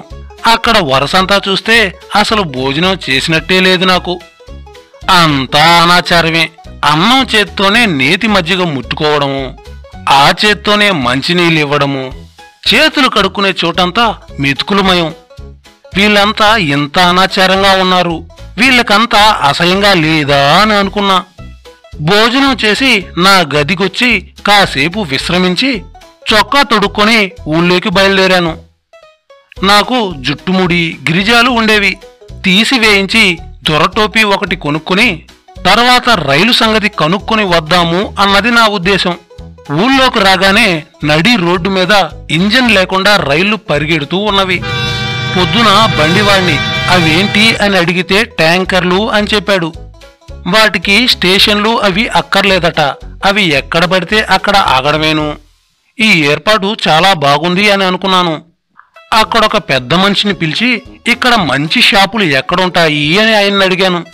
మౌంట్ రోడ్లో ఉంటాయబ్బాయ్, అయితే అక్కడికి వెళ్ళడం ఎలాగా అని అన్నాను. అక్కడ ట్రాము ఎక్కితే నేరుగా పూడ్చును అని అన్నాడు. ఇలా మాట్లాడుతూ ఉండగానే అక్కడికి ఒక ట్రాము కారు వచ్చింది. దాని మీద ట్రాముపురం అని రాసి ఉంది. అక్కడ ఆగకుండా వెళ్ళిపోతూ ఉంది. దాని వంక చూసి ఆపకుండా వెళ్ళిపోతుంది అయ్యో అనుకుని నా పక్కనున్నాయన చెప్తున్న మాటలు వినిపించుకోకుండా దాని వెంబడబడి ఆపండే ఆపండే ఆపండే అంటూ వెళ్ళాను. బండి కొంత దూరం ఆగింది. సరే నా కేక విని ఆపింది కదా అనుకొని వెళ్లేదాకా ఆగుతుంది అనుకుని నా పరుగు కాస్త తగ్గించాను. నేను అక్కడికి వెళ్లేలోపే మళ్లీ బండి బయలుదేరింది. ఆపండోయ్ అని గట్టిగా అరుస్తూ మళ్లీ పరిగెత్తాను. ఆ బండి ఓ మాటు ఆగినట్టే ఆగడం, మళ్లీ పరిగెత్తడం. అలాగా ఆ బండితోటి 1 మైలు పరిగెత్తి ఎలాగైతేనేమి ఆ బండిని అందుకున్నాను. ఎక్కి ఒక్క క్షణం ఆయాసం తీర్చుకునే లోపైనే ఏ రంగో తెలియని ఆలుపు గెడ్డ కోటు, ఈజారు తొడుక్కుని, జుట్టుముడి మీద టోపీ పెట్టుకుని, మెడలో తోలు సంచి ఒకటి తగిలించుకుని టికెట్ సార్ ఎక్కడికి పోవాలా అంటూ ఒకడొచ్చాడు. ఓ పావలా అతని చేతిలో పెట్టి మౌంట్ రోడ్ అన్నాను. ఏందయ్యా ఇందుక ఇంత దూరం ఒడిసి వస్తువి, గట్టివాడివే, దిగయ్యా దిగు జల్దీ బండి వస్తుంది. ఇందులో కాదయ్యా ఆ వచ్చే బండిలో పోవాలయ్యా అన్నాడు. అలా అతను చెప్పగానే ఎదురుగా ట్రాము కారు మరొకటొచ్చింది. అది తప్పిపోకుండా అందుకుందాము, ఇప్పటికే చాలా ఆలస్యమైందని, బండి అట్టే త్వరగా పోవడం లేదు కదా అనుకుని టికెట్ ఇచ్చే అతను ఆగమంటున్నా వెనుక కిందకి దిగాను. అలా ఉరకడంలో మొహం బద్దలయ్యేటట్టు ఒక్కసారిగా ముందుకు పడ్డాను. ట్రాము కారులో ఉన్న వాళ్ళు కిందకి దిగి నన్ను పైకి లేవదీసి అంత తొందరపడినందుకు 4 చివాట్లు పెట్టడం మొదలెట్టారు. అలా చివాట్లు పెట్టి వాళ్ళ దారిన వాళ్ళు చక్కాపోయారు. వీధిలోకి వచ్చేటప్పుడు ఆ పొద్దుటి ఆ నల్లటి అరవాయన ఎదురుగా వచ్చాడు. అందుకనే ఇలాంటి అవస్థలు వచ్చాయి కాబోలు అనుకున్నాను. ఇవాళ ఇక ట్రాము కారు ఎక్కకూడదు అని అనుకుని బండి ఏదైనా చూసుకుంటే నిదానంగా సావధానంగా అన్నీ చూసుకుంటూ వెళ్ళవచ్చు అనుకుని ఒంటెద్దు బండి ఒకటి కుదుర్చుకుని బయలుదేరాను. చెన్నాపట్నం మొత్తం మీద చాలా పెద్ద ఊరు, అలాగే అందమైన ఊరు కూడాను. ఆ రోడ్ల వైశాల్యము, షాపుల సౌందర్యము చూసి చాలా సంతోషించాను. ఓహో ఎంత పెద్ద పట్టణము అనుకున్నాను. ఇంగ్లాండ్లో ఇంత పెద్ద పట్టణాలు ఉంటాయా? ఇంగ్లాండ్ కంటే ఈ చెన్నాపట్నం పెద్దదా చిన్నదా అని ఆలోచిస్తూ ఉన్నాను. అయినా ఇంగ్లాండు అంత పెద్దదిగా ఎందుకుంటుంది? ఇంగ్లాండ్ అంతా ఒక చిన్న ద్వీపం కదా, అంతా కలిపితే చెన్నాపట్నం అంత ఉంటుంది అని తర్కించుకుంటూ నిమ్మలంగా బండిలో ఊగిసలాడుతూ వెళ్తూ ఉండగా ఒక చోట పెరీజియన్ హెయిర్ కటింగ్ సెలూన్ అని కనపడింది. ఎడ్ల బండికి చెన్నాపట్నం అంతా తిరుగుతూ ఉంటే పుట్టు వెంట్రుకలు తీపించుకోవాల్సిన అవసరం ఉంది కదా అనుకుని బండి ఆపమని చెప్పి దిగాను. అలా గుమ్మం దగ్గర నిలబడి లోపలికి తొంగి చూశాను. కాళ్ళు ముందుకు సాగలేదు. గుండెలు గబగబా కొట్టుకోవడం ఆరంభించాయి. ఇదివరకు ఎప్పుడూ కూడా నేను భోజనానంతరం చేయించుకోలేదు. నేటికిది సంప్రాప్తం అయింది. పైగా ఈ బట్టలతో చేయించుకోవడం, స్నానమైనా చేయకుండా అన్నీ ముట్టుకోవడమును, ఇదంతా మనసుకు చాలా కష్టంగా తోచింది. మరేం చేయను, తప్పుతుందా? ఇదంతా కూడాను ఊరికే తుంటరితనం కోసం కాదు కదా, దేశోపకారం చేయడం కోసమే కదా ఇంత తలబెట్టింది. ఇటువంటి కష్టములు ఎన్ని లేకుండా కార్యసాధన అవుతుందా అని మనసుకు సమాధానం చెప్పుకున్నాను. లోపలికి తొంగి చూస్తే నాకు బహు ఆశ్చర్యం వేసింది. గదంతా పరిశుభ్రంగా అద్దంలాగా ఉంది. పైనంతా ఎలక్ట్రిక్ దీపాలు, గోడలో కమర్చి తెల్లని పింగాణి గిన్నెలు, వాట్లలో చిన్న కోలాయలు, వాట్ల పైన నిలువుటి అద్దాలు, వాటి ముందు మంచి పరుపులు, కుర్చీలు ఉన్నాయి. గుమ్మం దగ్గర ఒక ఆయన కుర్చీలో కూర్చొని మేజా పైన ఏదో రాసుకుంటూ ఉన్నాడు. ఒక పెద్ద బీరువా నుండా ఏవో కొన్ని సీసాలు, చిన్న అట్టపెట్టెలు రకరకాలు కనబడ్డాయి. వీధి గుమ్మానికి ఎదురుగా చక్కటి అద్దికప్పు గుడ్డ కప్పబడి ఉంది. గోళ్లకి బట్టలు తగిలించుకునే వంకీలున్నవి. నాకిదంతా చూసేసరికి ఇది అసలు మంగళ దుకాణం అవునా కాదా అనే సందేహం కలిగింది. పొరపాటున నేనేదైనా ఆఫీసులోకి రాలేదు కదా అనుకున్నాను.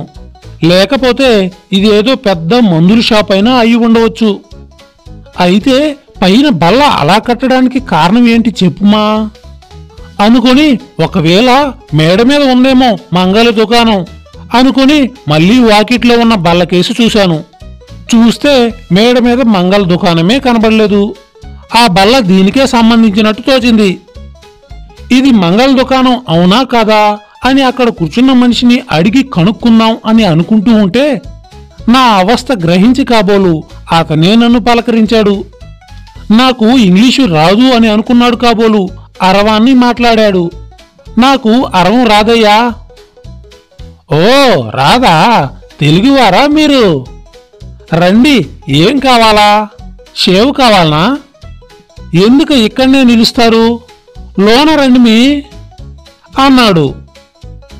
దానితోటి అది మంగళ దుకాణమే అని నిశ్చయపరుచుకొని ఆశ్చర్యపోయి నా కాళ్ళ మట్టి అంటుకుని నేల మురికి అవుతుంది అని అనుకుని భయపడుతూనే లోపలికి వెళ్ళి నిలబడ్డాను.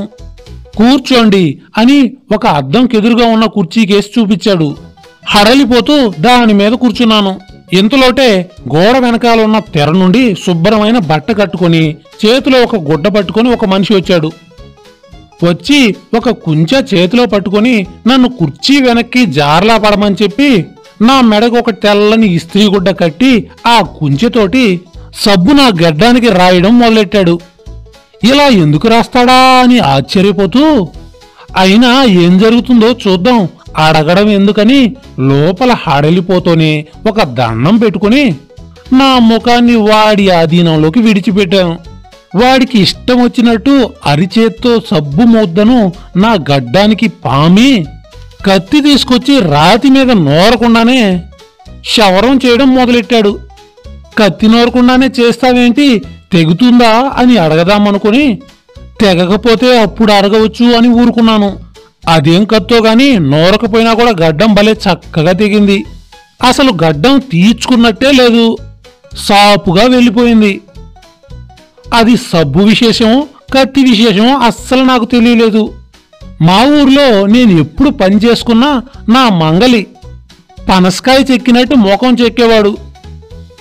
ఇటు తిప్పి అటు తిప్పి నా మెడ నరం పట్టించుకుండాను, నా రక్తం వాడు కళ్ళ చూడకుండాను వాడు నన్ను ఎప్పుడూ విడిచిపెట్టేవాడు కాదు. మళ్ళీ పక్షం రోజులు జ్ఞాపకం ఉండేటట్టు చేసేవాడు. అలాంటిది శవరమంతా సుఖంగా ఆ గదికి తగినట్టుగానే ఉంది. గడ్డమైన తర్వాత ఇక్కడ కూడా సాఫ్ చేయమని చెప్పి నా సంక చూపెడదాం అనుకున్నాను.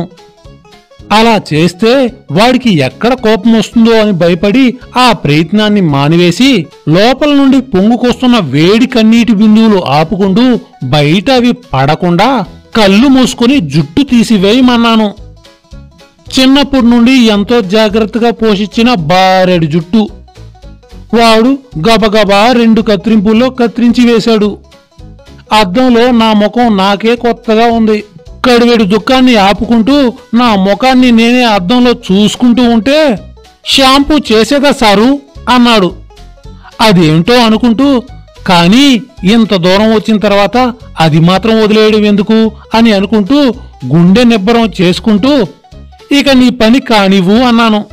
నా మెడ చుట్టూ పెద్ద గుడ్డ కట్టి నా తలను పింగాణీ గిన్నెలోకి వంచి కుళాయి తిప్పాడు. తల మీదుగా నీళ్లు పడ్డాయి. తర్వాత నెత్తి మీద ఏదో అరకు పోసి తల రుద్దాడు. ఆ తర్వాత తలంతా శుభ్రంగా కడిగి తుడిచివేసి కొంచెం సువాసన నూనె రాసి తల దూవాడు. అమ్మయ్య అనుకుంటూ పైకి లేచాను. మొదట నన్ను ఆహ్వానించిన మనిషి ఒక రసీదు నా చేతికిచ్చి 3 రూపాయలు ఇవ్వండి అన్నాడు.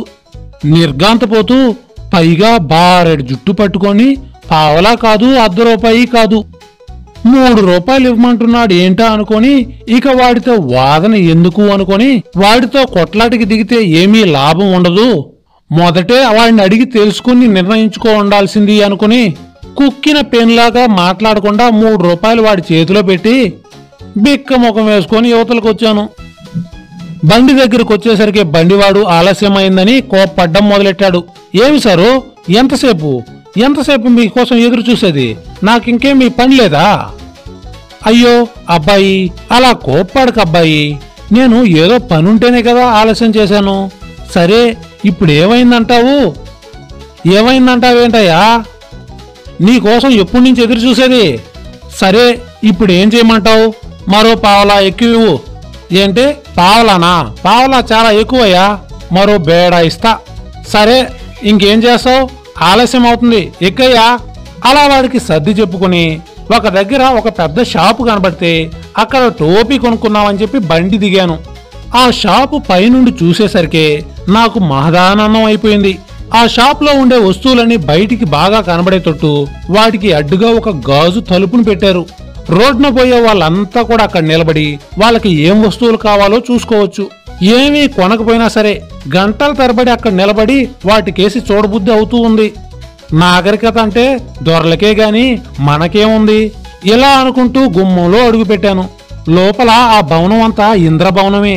దాని అందాన్ని వర్ణించడానికి నా బోటి వాడికి సాధ్యం కాదు. ఎక్కడ చూసినా దొరలు దొరసాన్లే, అమ్మేవాళ్ళు జాతి వాళ్లే, కొనుక్కునేవాళ్ళు జాతి వాళ్లే. నడవడానికి నేల మొత్తం తివాచీలు పరిచున్నాయి. షాపు పొడుగుకి సన్నని మేజ కూడా ఒకటి ఉంది. అమ్మేవాళ్ళు వాళ్ళ వస్తువులన్నీ లోపల, కొనేవాళ్ళంతా దానికి అవతల. ఇక చెప్పాల్సిన పని లేదు.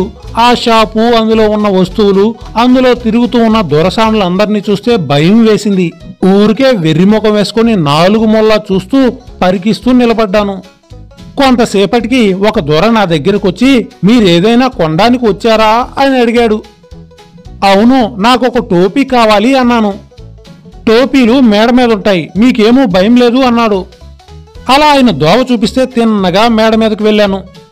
ఆ అంతస్తంతా ఎక్కడ చూసినా టోపీలే, అనేక రకాలు. ఒకచోట అమ్మేవాడు మగవాడు, మరో చోట అమ్మే మనిషి ఆడది. మగవాడి దగ్గరికి వెళ్ళి టోపీ ఒకటి కావాలి అని అడిగాను. ఎలాంటిది సారు అని అడిగాడు. ఎలాంటిదని చెప్పను, చెన్నాపట్నంలో అందరికీ సరిపడినన్ని టోపీలున్నాయి, నాకు పలానా టోపీ కావాలి అని చెప్పబుద్ధి కాలేదు. చూడగా ఆ ఆడమనిషి అమ్మే టోపీలు పెద్దగాను చాలా అందంగానూ కనబడ్డాయి. ఆ దొరతో చెప్పాను, నాకక్కడ టోపీ కావాలి అని. తిన్నగా నన్ను ఆయన దొరసాని దగ్గరికి తీసుకువెళ్లి, ఈయనకు టోపీ కావాలట, చూడమని ఆమెతో చెప్పాడు. ఆమె నాతో ఏ సైజు అన్నది. ఏం చెప్పడానికి తోచింది కాదు. అసలు టోపీకి సైజు ఏంటి అని అనుకున్నాను. నాకే అని ఆమెతో అన్నాను. వాళ్ళిద్దరూ నా కేసు చూసి నవ్వుకున్నారు. నాకు సిగ్గేసింది. ఎలాంటి టోపీ అన్నది ఆ దొరసాని. ఖర్జూరట బాకులతో అల్లిన పెద్ద టోపీ ఒకటి చూపించి, ఆ టోపీ కావాలి అని ఆమెతో అన్నాను. ఆ టోపీ తీసి నా నెత్తి మీద పెట్టి, ఇది మీకు సరిపోయింది అని చెప్పి దాన్ని ఒక కాగితపు సంచిలో పెట్టి నా చేతికిచ్చారు. దాని రేటు మాట్లాడకుండా కట్టి తల ఉంచుకొని మెల్లగా అక్కడి నుంచి వచ్చాను. నా వెనకాల ఆ దొరసాని నా వంక చూసి ఒకటే నవ్వుకోవడం. కిందకొచ్చిన తర్వాత మనం స్టీమర్ మీద ఉండాలి కదా, మనకు ఒక గడియారం కావాలి అని అనుకుని శుభ్రమైన ఒక టైం పీస్ వాచ్ కొనుక్కున్నాను. స్టీమర్ మీద ప్రయాణం ఎన్నాళ్ళుంటుందో తెలియదు కాబట్టి స్టీమర్ మీద గెడ్డం తీసేవాళ్ళు ఉండరు కదా అనుకుని రూపాయి పెట్టి దానికి ఒక పావలా పెట్టి బుల్లి రేజర్ ఒకటి కొనుక్కొని అక్కడి నుండి బయటపడ్డాను. 3 గంటలయింది. చాలా ఆకలిగా ఉంది. బండివాడికేమో డబ్బులిచ్చి పంపించేశాను. ఈసారి మటుకు బండివాడు డబ్బులు తీసుకుని వాడు ఎలాంటి పేచీ పెట్టలేదు. సమీపంలో ఉన్న కాఫీ హోటల్కి వెళ్ళాను. నేను చాలా కాలం పాటు పట్నం వాసంలో ఉన్నా ఎప్పుడూ కూడా కాఫీ హోటల్కి వెళ్ళలేదండే. ఇదే మొదటిసారి. కుర్చీలు బల్లలు ఉన్నాయి. చాలా మందికి పలహారాలు చేస్తూ ఉన్నారు. ఒక ఆయన యజమాని కాబోలు గుమ్మం దగ్గర కుర్చీ వేసుకుని కూర్చుని డబ్బు వసూలు చేస్తున్నాడు. పలహారాలు చాలా రకాలున్నాయి. నేను వెళ్లి పలహారాల బల్లకు దగ్గరలో ఉన్న కుర్చీలో కూర్చున్నాను. నల్లని తుండులాంటి కుర్రాడు నా దగ్గరకొచ్చి ఏం కావాలి సార్ అన్నాడు. ఏం అడగడానికి నాకేమీ తోచలేదు. గుక్క తిప్పుకోకుండా ఓ 20 వస్తువులు ఏకరో పెట్టాడు. వాడు చెప్పిందేంటో ఒక్కటి నాకు సరిగ్గా వినబడలేదు. నా ఎదురుగా ఉన్న బల్లకేసి చూపించి నాకు కావలసిన వస్తువులేవో తెప్పించుకొని తిన్నాను. కాఫీ తెమ్మని చెప్పాను. 2 ఇత్తడి గిన్నెలు తెచ్చి కాఫీ అందులో చల్లారబోయడం మొదలెట్టాడు. ఆ పద్ధతి నాకు బహు తమాషాగా ఉంది.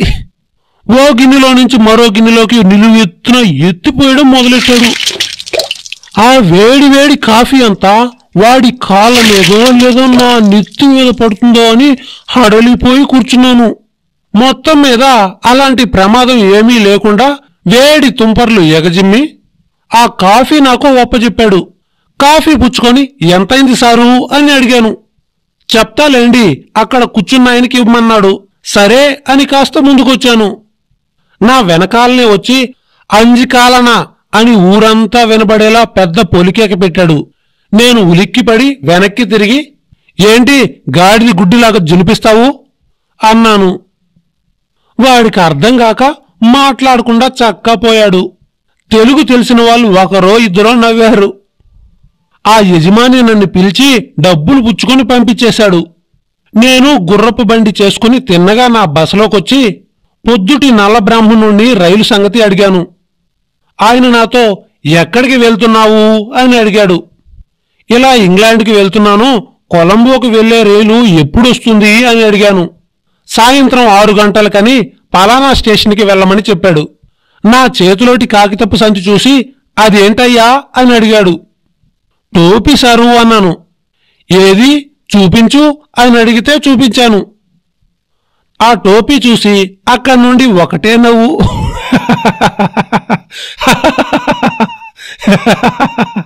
ఒరే వచ్చి పిచ్చివాళ్లాగున్నావే. వీడికేం మతిగితిగాని పోయిందా అనుకుని ఎందుకలా నవ్వుతావు అని అన్నాను. ఏమయ్యా ఒట్టి పైతికారిలాగుండావు, అది ఆడవాళ్ళు పెట్టుకునే టోపీ అయ్యా. ఆయన ఆడవాళ్ళు పెట్టుకునే టోపీ అనగానే ఒక మారు ఆయనకేసి మరో మారు టోపీకేసి చూడడం మొదలెట్టా. అక్కడ షాపులో వాళ్ళు ఇందుకే కాబోలు నవ్వారు అనుకున్నా.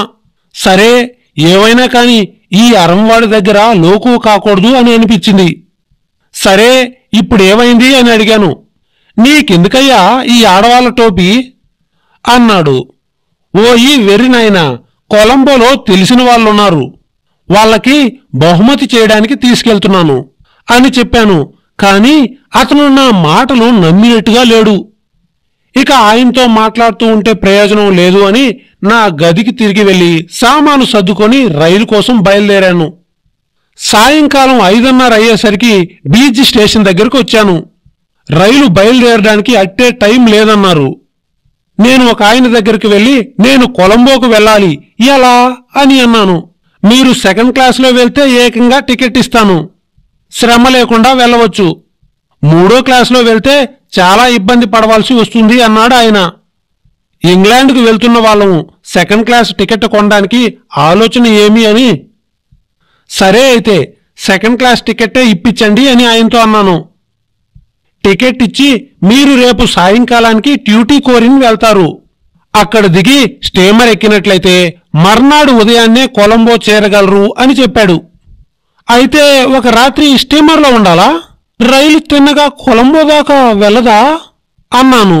ఆయన నా ముఖం కేసి ఒక మారు చూసి అది వరకు దాకా నాతో మాట్లాడుతున్న గౌరవ స్వరం మార్చి, అబ్బే వెళ్ళడం లేదండి, ఈ మధ్య పూర్వం రాములు వారిది బాగుండేటప్పుడు వెళ్లేదట. కాని అది నరిమిలో అది శిఖస్తు పడి సముద్రము మామూలుగా అడ్డం ఉండడం వల్ల ఇప్పుడు వెళ్లడం మానివేసింది. అది బాగు చేయడానికి మళ్లీ ఆంజనేయులు గారికి కబురు చేద్దాము అని అనుకుంటే వారి అడ్రస్సు సరిగ్గా తెలియలేదు. అసలు తిన్నగా కొలంబో వరకు రైలు వెళ్ళవలననేదే మా ఉద్దేశం కూడాను అన్నాడు. మారు మాట్లాడకుండా నా టికెట్ ఆయన దగ్గర పుచ్చుకొని రైలు దగ్గరికి వెళ్ళాను. గార్డు స్వయంగా వచ్చి సెకండ్ క్లాస్ పెట్టెలో ఎక్కించాడు. మీకు సౌఖ్యంగా ఉంటుందని, ఎవరూ అట్టే మంది ఎక్కరు, మీరు సుఖంగా పడుకోవచ్చునని చెప్పాడు. ఇలా చెప్పి ఆయన వెళ్ళబోతూ ఉంటే, అట్టే మంది ఏంటి, అసలు ఎవరూ కూడా ఈ పెట్టెలో ఎక్కకూడదు, అడ్డమైన వాళ్ళు అంతా ఈ పెట్టెలో ఎక్కితే నాకు మహా అసహ్యంగా ఉంటుంది, ప్రతి వారితోనూ కలిసి తిరగడం నాకు అస్సలు శశేమిరే ఇష్టం లేదు. ఈ రోజుల్లో ఎంతసేపు దూరంగా ఉంటే గౌరవం, కానీ అలాంటి వాళ్ళు కూడా మనతోటే తిరుగుతున్నారు. అగౌరవం మనకే అన్నమాట అనేది ఆలోచించరు. అటువంటి మర్యాద అది లేదు. అందుకనే మా వాళ్ళు అంత నీచ స్థితిలో ఉండడం, ఆ గౌరవం అది మీ దొరలకే చెల్లింది. మీ మటుకు మీరు చూడండి, నా మర్యాద గౌరవం అది ఆలోచించి ఇంత ఇదిగా మాట్లాడారా? స్టేషన్ మాస్టర్ చూడండి, తెలివి తక్కువవాడు కాబట్టి ఇవేవీ ఆలోచించకుండా అంత తెలివి తక్కువగా మాట్లాడాడు. నాకు ఆయన పైన చాలా కోపం వచ్చింది. తగిన సమాధానం చెప్పి పరాభవిద్దాం అని అనుకున్నాను. కాని ఎందుకు అనవసరంగా అని ఊరుకున్నాను. బురదలో రాయి వేస్తే అది మన మీద చిమ్ముతుందని మా మామ్మ చెప్పిన మాటలు నాకు అప్పుడు జ్ఞాపకం వచ్చింది. ముసలి వాళ్ళు విద్యాహీనులు అని మనం తోసివేస్తాం, కాని వాళ్లకున్నంత ప్రపంచ జ్ఞానం మరొకరికి లేదు. వాళ్ల పాండిత్యం అంతా వాళ్ల మాటల్లోనూ చేష్టల్లోనూ ఇమిడి ఉంది. ఇంకా మీతో ఏమైనా మాట్లాడాలి అని అనుకుంటే మళ్లీ దర్శనం చేస్తాను అండి అని ఆయన నాతో చెప్పి అక్కడి నుండి వెళ్ళబోతూ ఉన్నాడు.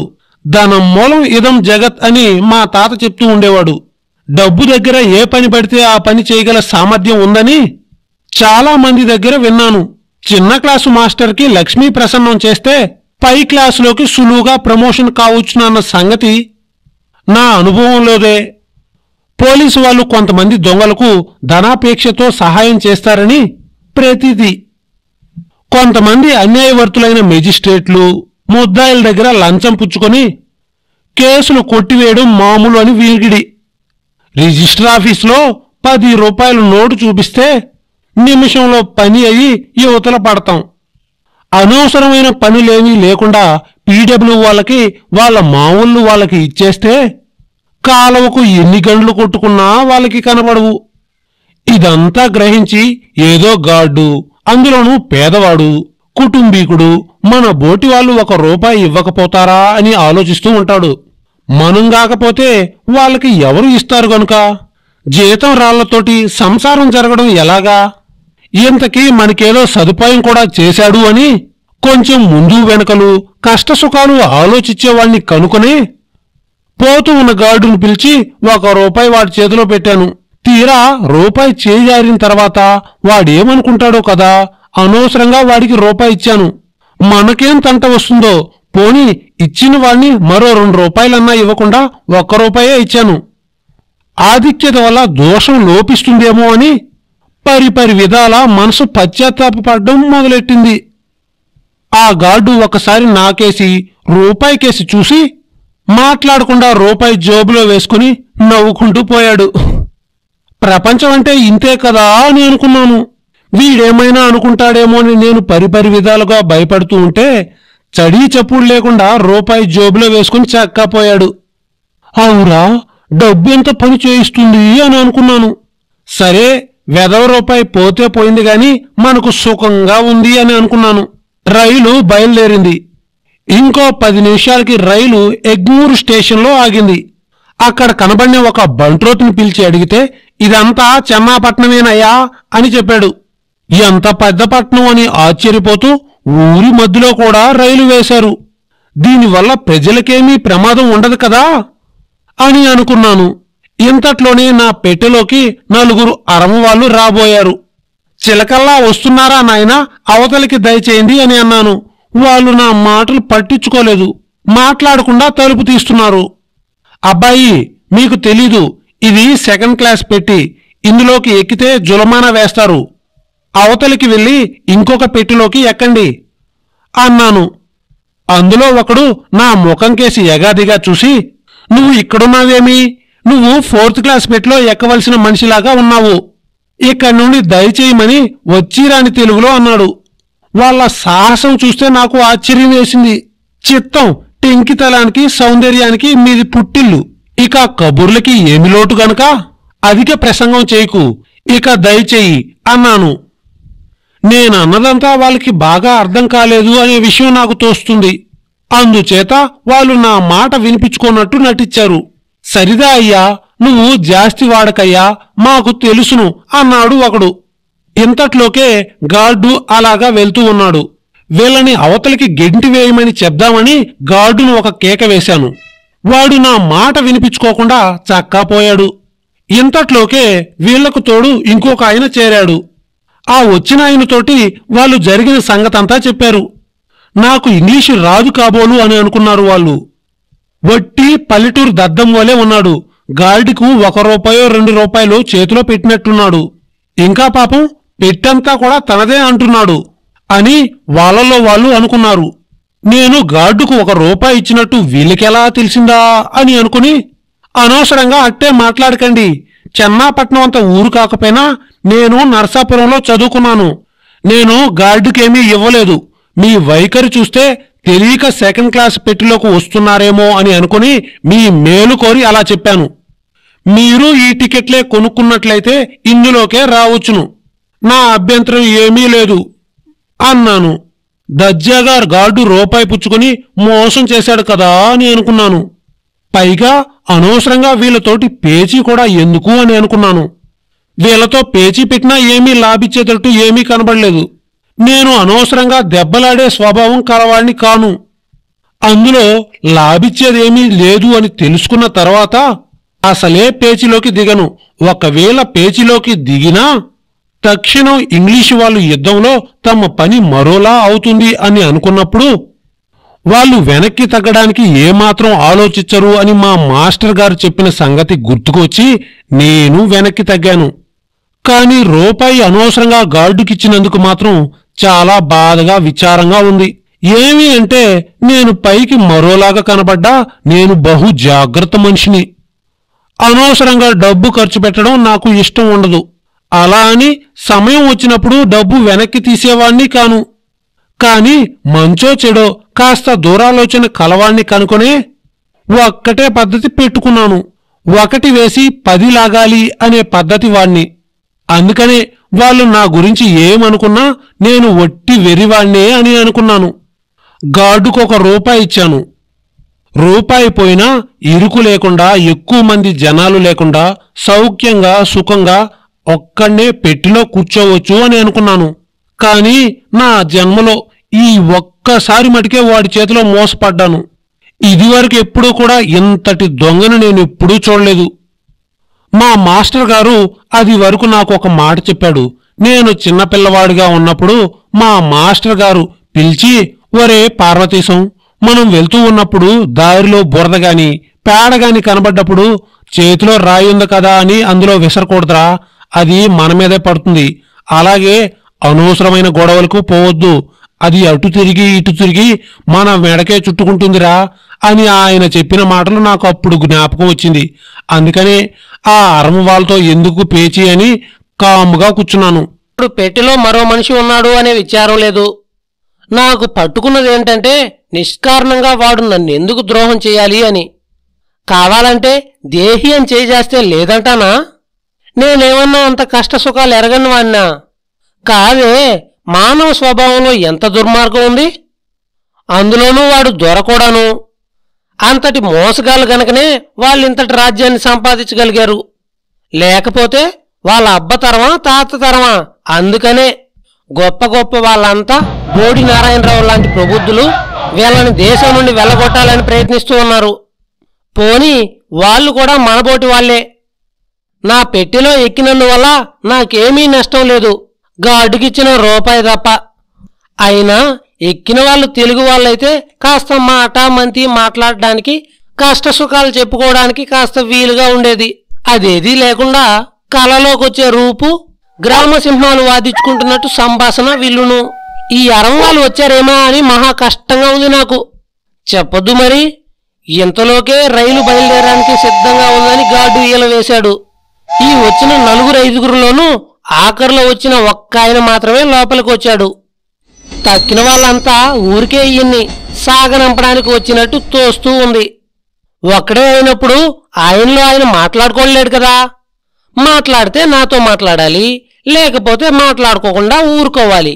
అందుచేత ఎలాగైనా పర్వాలేదు అనుకున్నాను. రైలు బయలుదేరింది. చాలా దూరం వరకు చిన్న చిన్న స్టేషన్లు దగ్గరలో ఉన్నాయి. అక్కడెక్కడా రైలు ఆగలేదు.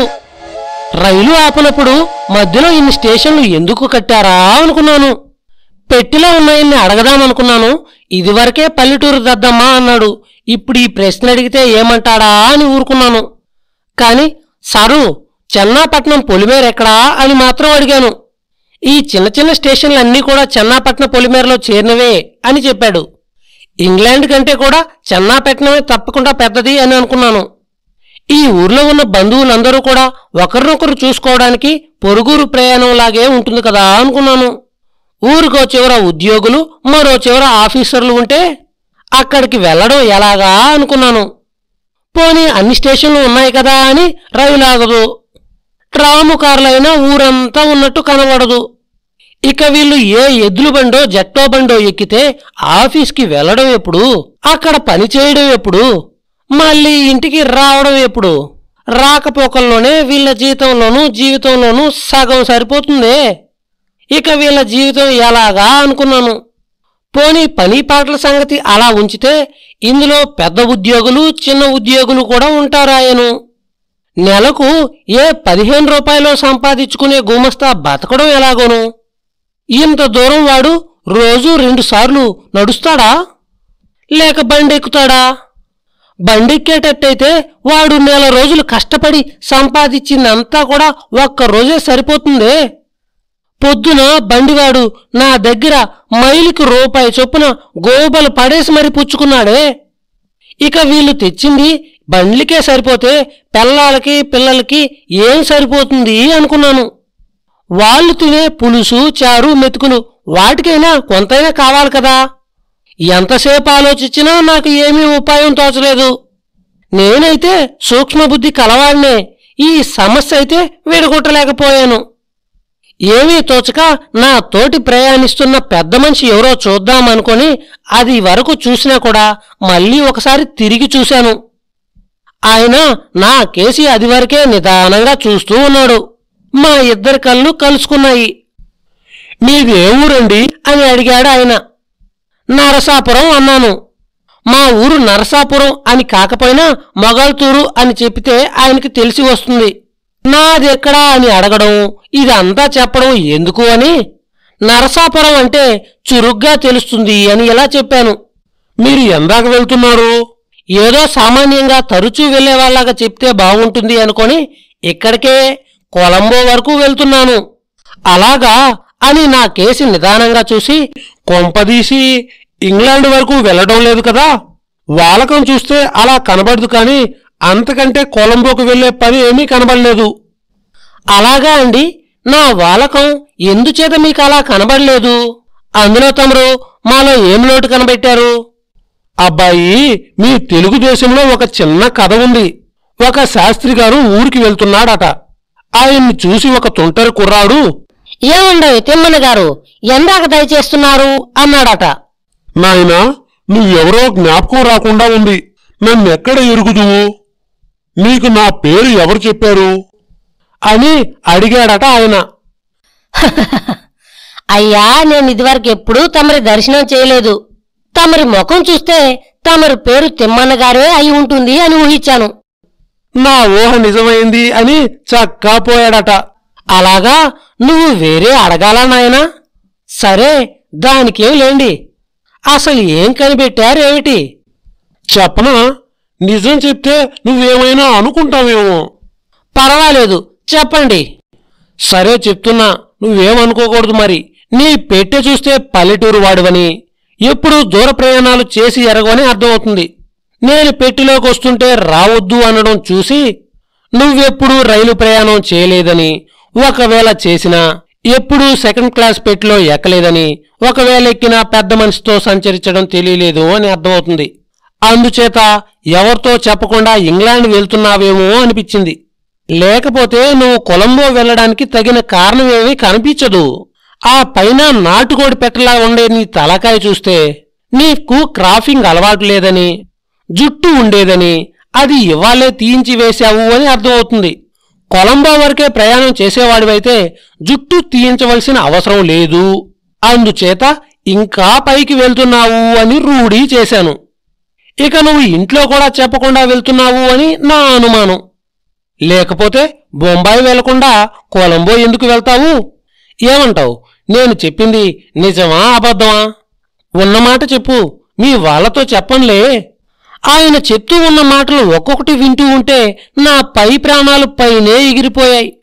ప్రపంచంలో ఇంతమందిని చూశాను, కానీ ఇలాంటి వాణ్ణి మాత్రం ఎప్పుడూ చూడలేదు. ఈయన అరంవాడైనా అఖండుల్లా ఉన్నాడు. తెలుగు కూడా బాగానే మాట్లాడాడు. ఒకవేళ తెలుగుదేశంలో ఉన్నాడేమో. కొంతకాలం లేకపోతే సెకండ్ క్లాస్లో ప్రయాణం చేయగలిగినంత డబ్బెక్కడిది ఈ అరంవాడికి? తెలుగుదేశంలో సంపాదించకపోతేను అనుకున్నాను. ఏమైతేనేమి అఖండమైన తెలివితేటలును. మన గుట్టంతా కూడాను తెరిచిన పుస్తకంలా ఒక్క క్షణంలో కనిపెట్టేశాడు. ఈయన వల్ల ఏమీ ప్రమాదం రాదు కదా అనుకుని, అయినా ఈయనెవరో, ఈయన సంగతులేమిటో సందర్భమేమో అడిగి తెలుసుకుందాం. ఎలాగైనా ఈయనతోటి కొంచెం స్నేహంగా ఉంటేనే నయం అనుకున్నాను. లేకపోతే ఇంటికి కోపం చేత ఉత్తరం రాస్తే చిక్కు.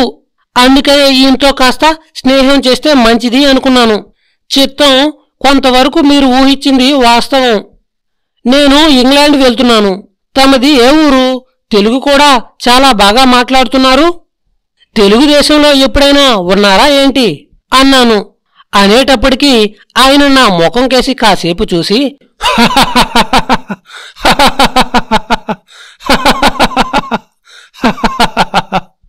అబ్బాయి, మాది తిరుచునాపల్లి. నా చిన్నప్పటి నుండి తెలుగుదేశంలోనే ఉండేవాణ్ణి. మా తండ్రి స్టేషన్ మాస్టర్ పనిచేసి చాలా కాలం రాజమహేంద్రవరం, నిడదవోలు, ఏలూరు మొదలైన ఊర్లలో ఉండేవాడు. ఇక నేను ఇంగ్లాండులో చదువుకున్నాను. ఇంజనీరు పరీక్ష అయ్యి నేను చాలా కాలం మీ ధవళేశ్వరంలోనూ, తెడ్డిపేటలోనూ, బెజవాడలోనూ ఉన్నాను. అందుచేత నాకు తెలుగు బాగా అలవాటు. ఆయన చెప్పిన మాటలన్నీ విని నా కాళ్ళు చల్లబడ్డాయి. అది వరకు దాకా తొందరగా కొట్టుకుంటూ ఉన్న నా గుండె ఒక్క క్షణం ఆగిపోయింది. ఇంకా అంతా అయిపోయింది. ఇక నా పేరు, నా ఇంటి పేరు, నా ఊరి పేరు మొత్తం తెలుసుకుని మా నాన్నకు ఉత్తరం రాస్తాడు. కొంప మునిగింది అనుకున్నాను. మరొకరైతే గుడ్లు మిటకరిచ్చేవాళ్లే. నేనింకా ధైర్యమైన వాడిని కనుక ఆగిపోయిన గుండెని కాస్త ఆడిచ్చి మళ్లీ ఆయనతోటి సంభాషణ కొనసాగించాను. చిత్తం, అలాగా అండి, ఇంగ్లాండ్ దయచేశారా అండి? అక్కడ మన వాళ్ళెవరైనా ఉంటారా అండి? బస అది దొరికిందా? భోజనము అది సదుపాయంగా ఉంటుందా అండి? ఏదో కొద్దిమంది మన వాళ్ళున్నారు. మొత్తం మీద సౌఖ్యంగానే ఉంటుంది. అబ్బాయి, నీకక్కడ స్నేహితులెవరైనా ఉన్నారా? అక్కడికి ఏమేం కావాలో అన్నీ కొనుక్కున్నావా? అక్కడ ఎలా నడుచుకోవాలో, ఆ దేశాచారాలేమిటో ఏమన్నా తెలుసుకున్నావా? ఏంటినా ఇలా మాట్లాడుతున్నాడు? పోనీలే, పెద్ద మనిషి కదా అని కాస్త గౌరవం ఇస్తే ఇలా మాట్లాడుతున్నాడేంటి? నన్ను చిన్న కుర్రాడిలాగా జమేసి మాట్లాడితే అబ్బాయి అని దజ్జేకపోతాడేంటి? ఈయన ఎక్కువేంటి, నేను తక్కువేంటి? ఈయన ఇంగ్లాండ్ ఇదివరకు వెళ్ళాడు, నేను ఇప్పుడు వెళ్తున్నాను. అంతే తేడా. ఈ మాత్రం దానికి నన్నింత అగౌరవపరచవలసిన అవసరం లేదు. కాబట్టి ఈయనతో ఇంతటితో సంభాషణ కట్టిపెడితే మంచిది అని ఆయన అడిగిన దానికంతా ఆ అని ఊ అని ఏకవచనంలో సమాధానం చెప్తూ ఉన్నాను. ఇంకా ఆయన నన్ను ఏదో అడగబోతూ ఉంటే వినిపించుకోనట్టు వెనక్కి చార్లబడి నిద్రపోతూ ఉన్నవాళ్లాగా నటించాను. నేనాయనతో మాట్లాడకపోయేసరికి ఆయనకు కాస్త కష్టంగా తోచింది కాబోలు. ఒక్క క్షణం ఊరుకున్నాడు. కాని పాపం ఎంతసేపు అలా ఊరుకోగలడు? ఆడే నోరు ఊగే కాలు, ఒక్కసారి ఊరుకోలేవు అంటారు పెద్దలు. ఆ మాట నిజమే. ఆయన ఒక క్షణం ఊరుకునే, అబ్బాయి నీకు పాపం నిద్రొస్తూ ఉన్నట్టుంది, పడుకో నాయనా. ఏంటి మీ అభిప్రాయం? నేనేమైనా చంటి పిల్లాడిని అనుకున్నారా అని అడగదామనుకొని, అకారణంగా ఆయనతో గొడవ పడ్డం ఎందుకు అనుకొని నా పక్కనున్న బొంత తీసుకుని పక్కపరుచుకుని పడుకున్నాను. అది చూసి ఆయన ఊరికే లోపలే నా ముఖం చూసి నవ్వుకోవడం మొదలెట్టాడు.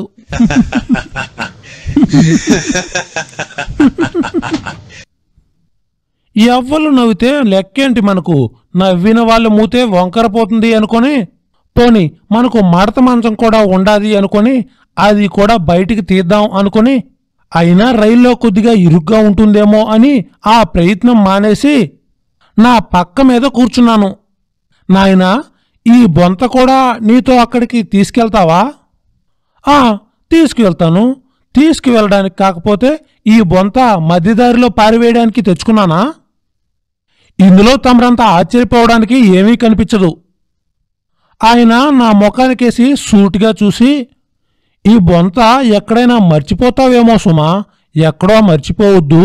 నువ్వు ఇంగ్లాండ్ వెళ్ళిన తర్వాత ఈ బొంతని ఆ దేశంలో ఎవరైనా చూసి బహుమతిగా ఇవ్వమంటే ఎవ్వరికీ ఇవ్వకు. ఇటువంటి బొంతలు వాళ్ళకి ఉండవు, అందుకనే చాలామంది అడుగుతారు. బహు జాగ్రత్త సుమా, ప్రాణప్రదంగా కాపాడుకో. నీకు అవసరమైతే మళ్ళీ ఇంటికి తిరిగి వచ్చేటప్పుడు ఈ బొంతని బ్రిటిష్ మ్యూజియానికి బహుమతిగా ఇవ్వచ్చు అని మళ్ళీ నా వంక చూసి నవ్వడం మొదలెట్టాడు.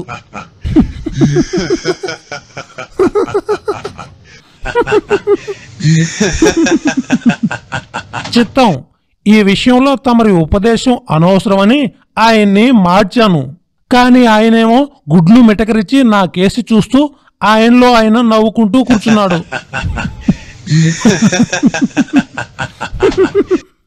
నా భార్య నేను పడుకుని సుఖంగా నిద్రపోయా. కాని లోపల మటుకు బెదురుగానే ఉంది. ఆ మడత మంచం పైనున్న మరచెంబు ఎక్కడ పట్టుకుపోతాడేమో అని. అయినా నా పాటికి నేను పడుకుని మధ్య మధ్యలో మెలకువ తెచ్చుకుంటూ నా సామానికేసి చూసుకుంటూ ఉన్నా. మధ్యరాత్రిలో ఒకసారి లేచి చూసేసరికి ఆయన ఎక్కడ దిగాడో తెలియదు గాని పెట్టిలో ఎక్కడా లేడు. సామానంతా జాగ్రత్తగానే ఉంది. శని విరగడైంది కదా అనుకున్నాను. మళ్ళీ ఎవళ్ళు కూడాను నా పెట్టెలోకి ఎక్కలేదు. నేను లేచేసరికి బాగా తెల్లారింది. దంతావధాన ప్రయత్నమూ చేశాను. ఇక నీళ్ల సంగతి ఎలాగా అనుకున్నాను.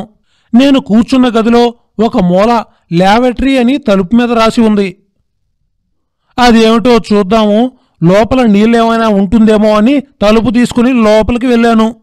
గది బహుశుభ్రంగానూ ఉంది.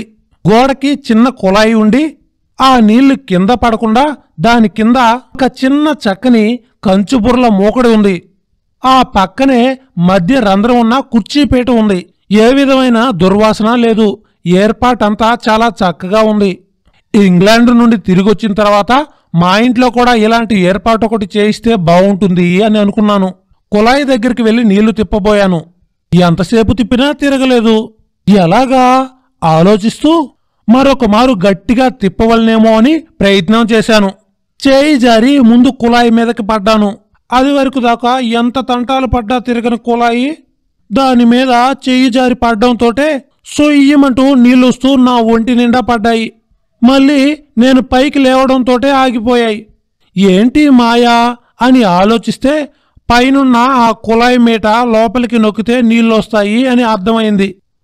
దంతావధానం వంటి కాలకృత్యాలన్నీ తీర్చుకుని స్టేషన్లోకి అమ్మ వచ్చిన 4 ఇడ్లీలు కొని తిని కాసిన్ని కాఫీ నీళ్లు తాగి రైలు రోడ్డు పక్కనున్న దేశం అంతా చూస్తూ కూర్చున్నాను. అరవ దేశం కూడా చాలా చక్కని దేశమే. ఇంత చక్కగా ఉంటుందని ఎప్పుడూ అనుకోలేదు. ఎక్కడ చూసినా మంచి మంచి తోటలు, పంట భూములు, గొప్ప గొప్ప దేవాలయాలు, అంతా మన డెల్టాలా ఉంది. ఇంత సమృద్ధి కల దేశస్థులు అంత దరిద్రులుగా ఉండి 8 రూపాయలకు 10 రూపాయలకు ఆశిచ్చి దేశాలు కాని దేశాలు ఎందుకు పోతారా అనుకున్నాను.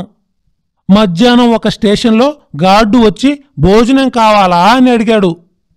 నా భోజనం సంగతి వీడికెందుకు? వీడేమైనా పెడతాడా ఏమన్నానా? పెడితే మట్టుకును మనం తింటామా గనకనా? అందుకని అక్కర్లేదు అన్నాను. అయితే మరి మీరేం చేస్తారు? ఏదో చేస్తాలే అన్నాను.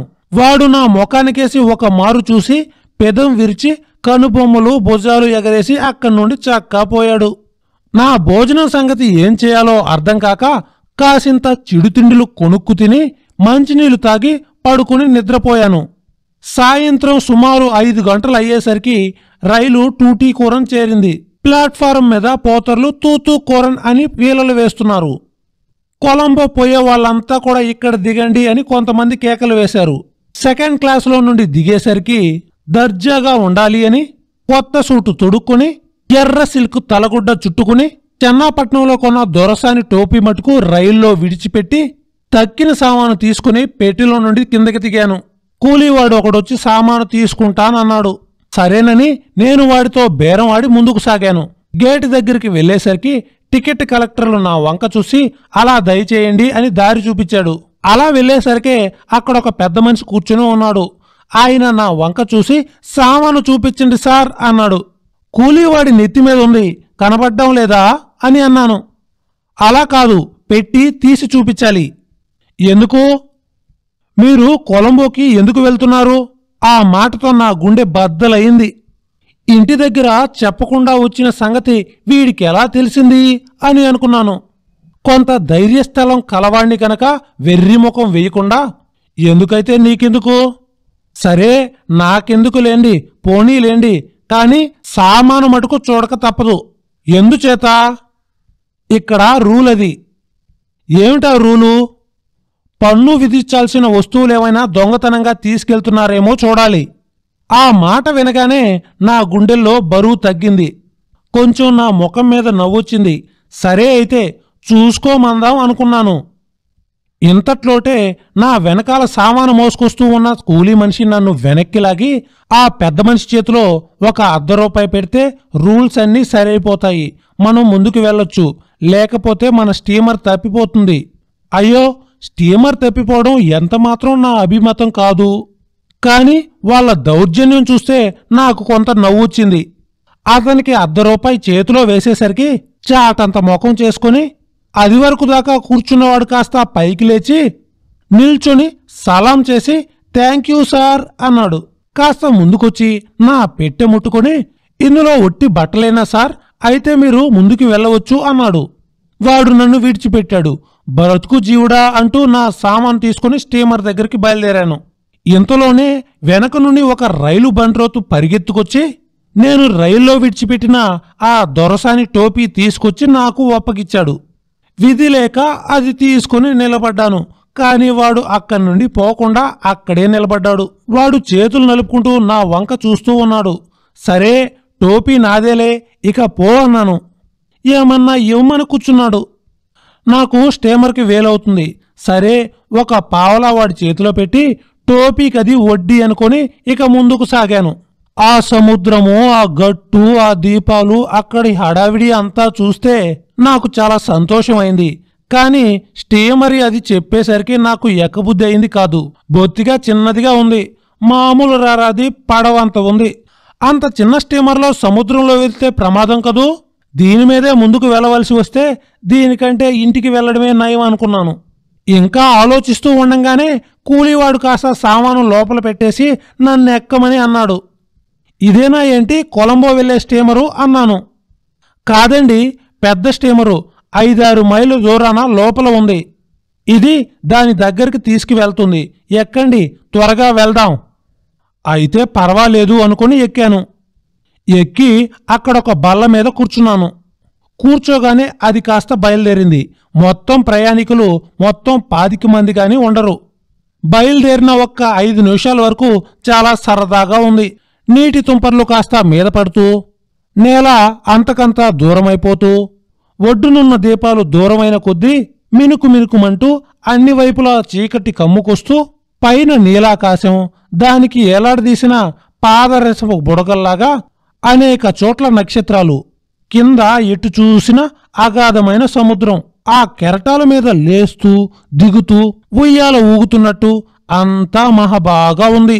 నాకే కవిత్వం రాకపోవడం, ఇప్పుడున్న కవులకు తోడు నా బోటివాడు బయలుదేరితే భరించలేకపోయేవాళ్ళు ఆంధ్రులు.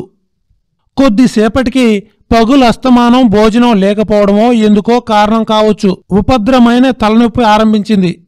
కాస్త ఎక్కడైనా ఒరుగుదామా అంటే ఎక్కడా ఖాళీ లేదు. అలాగే తల పట్టుకొని కూర్చుని ఉండగా వికారం కూడా ఆరంభమైంది. ఏమిరా దేవుడో, ఎలాగో కొంపదీసి ఎర్ర నుంచి పడిపోం కదా, ఇంత దూరం వచ్చి మళ్ళీ వెనక్కి తిరిగి వెళ్ళవలసిన అవసరం రాదు కదా, అన్నీ అలా ఉంచితే మళ్ళీ ఇంటికి తిరిగి వెళితే నలుగురిలోనూ హాస్యాస్పదంగా ఉంటుంది అని ఏమీ తోచక కళ్ళు మూసుకొని కూర్చున్నాను. ఈ అవస్థలో అలా ఉండగా ఇంకో ఆలోచన వచ్చింది. దాంతోటి మరీ హడలిపోయాను. ఆ ఆలోచన మొట్టమొదటనే వస్తే మిమ్మల్ని ఏమన్నా సరే, నవ్వినా సరే, తిట్టినా సరే మాట్లాడకుండా తిరుగు రైల్లో ఇంటికి చేరుకునేవాణ్ణి. ఇప్పుడు ఏం చేయను? వెనక్కి తగ్గడానికి వీలు కనపడదు. ముందుకు సాగితే బతుకే ఎత్తు కనపడదు. ముందుకు వెళితే నువ్వు వెనక్కి వెళ్తే గొయ్యిలాగుంది నా బ్రతుకు. ఏమీ తోచదు. ఇంకొకరి సలహా అడగడానికి మనసొప్పదు. ఇక ఆ తర్వాత ఏమైంది, నా ఓడ ప్రయాణం ఎలా సాగింది అనేది మనం తర్వాత ఎపిసోడ్లో తెలుసుకుందాం. ఇలాంటి మరిన్ని ఎపిసోడ్లు మీకు కావాలంటే ముందు మన ఛానల్ని సబ్స్క్రైబ్ చేసి మీ సపోర్ట్ని మాకు అందించండి. ఏంట్రా పిల్లలు, కథ ఎలా ఉంది?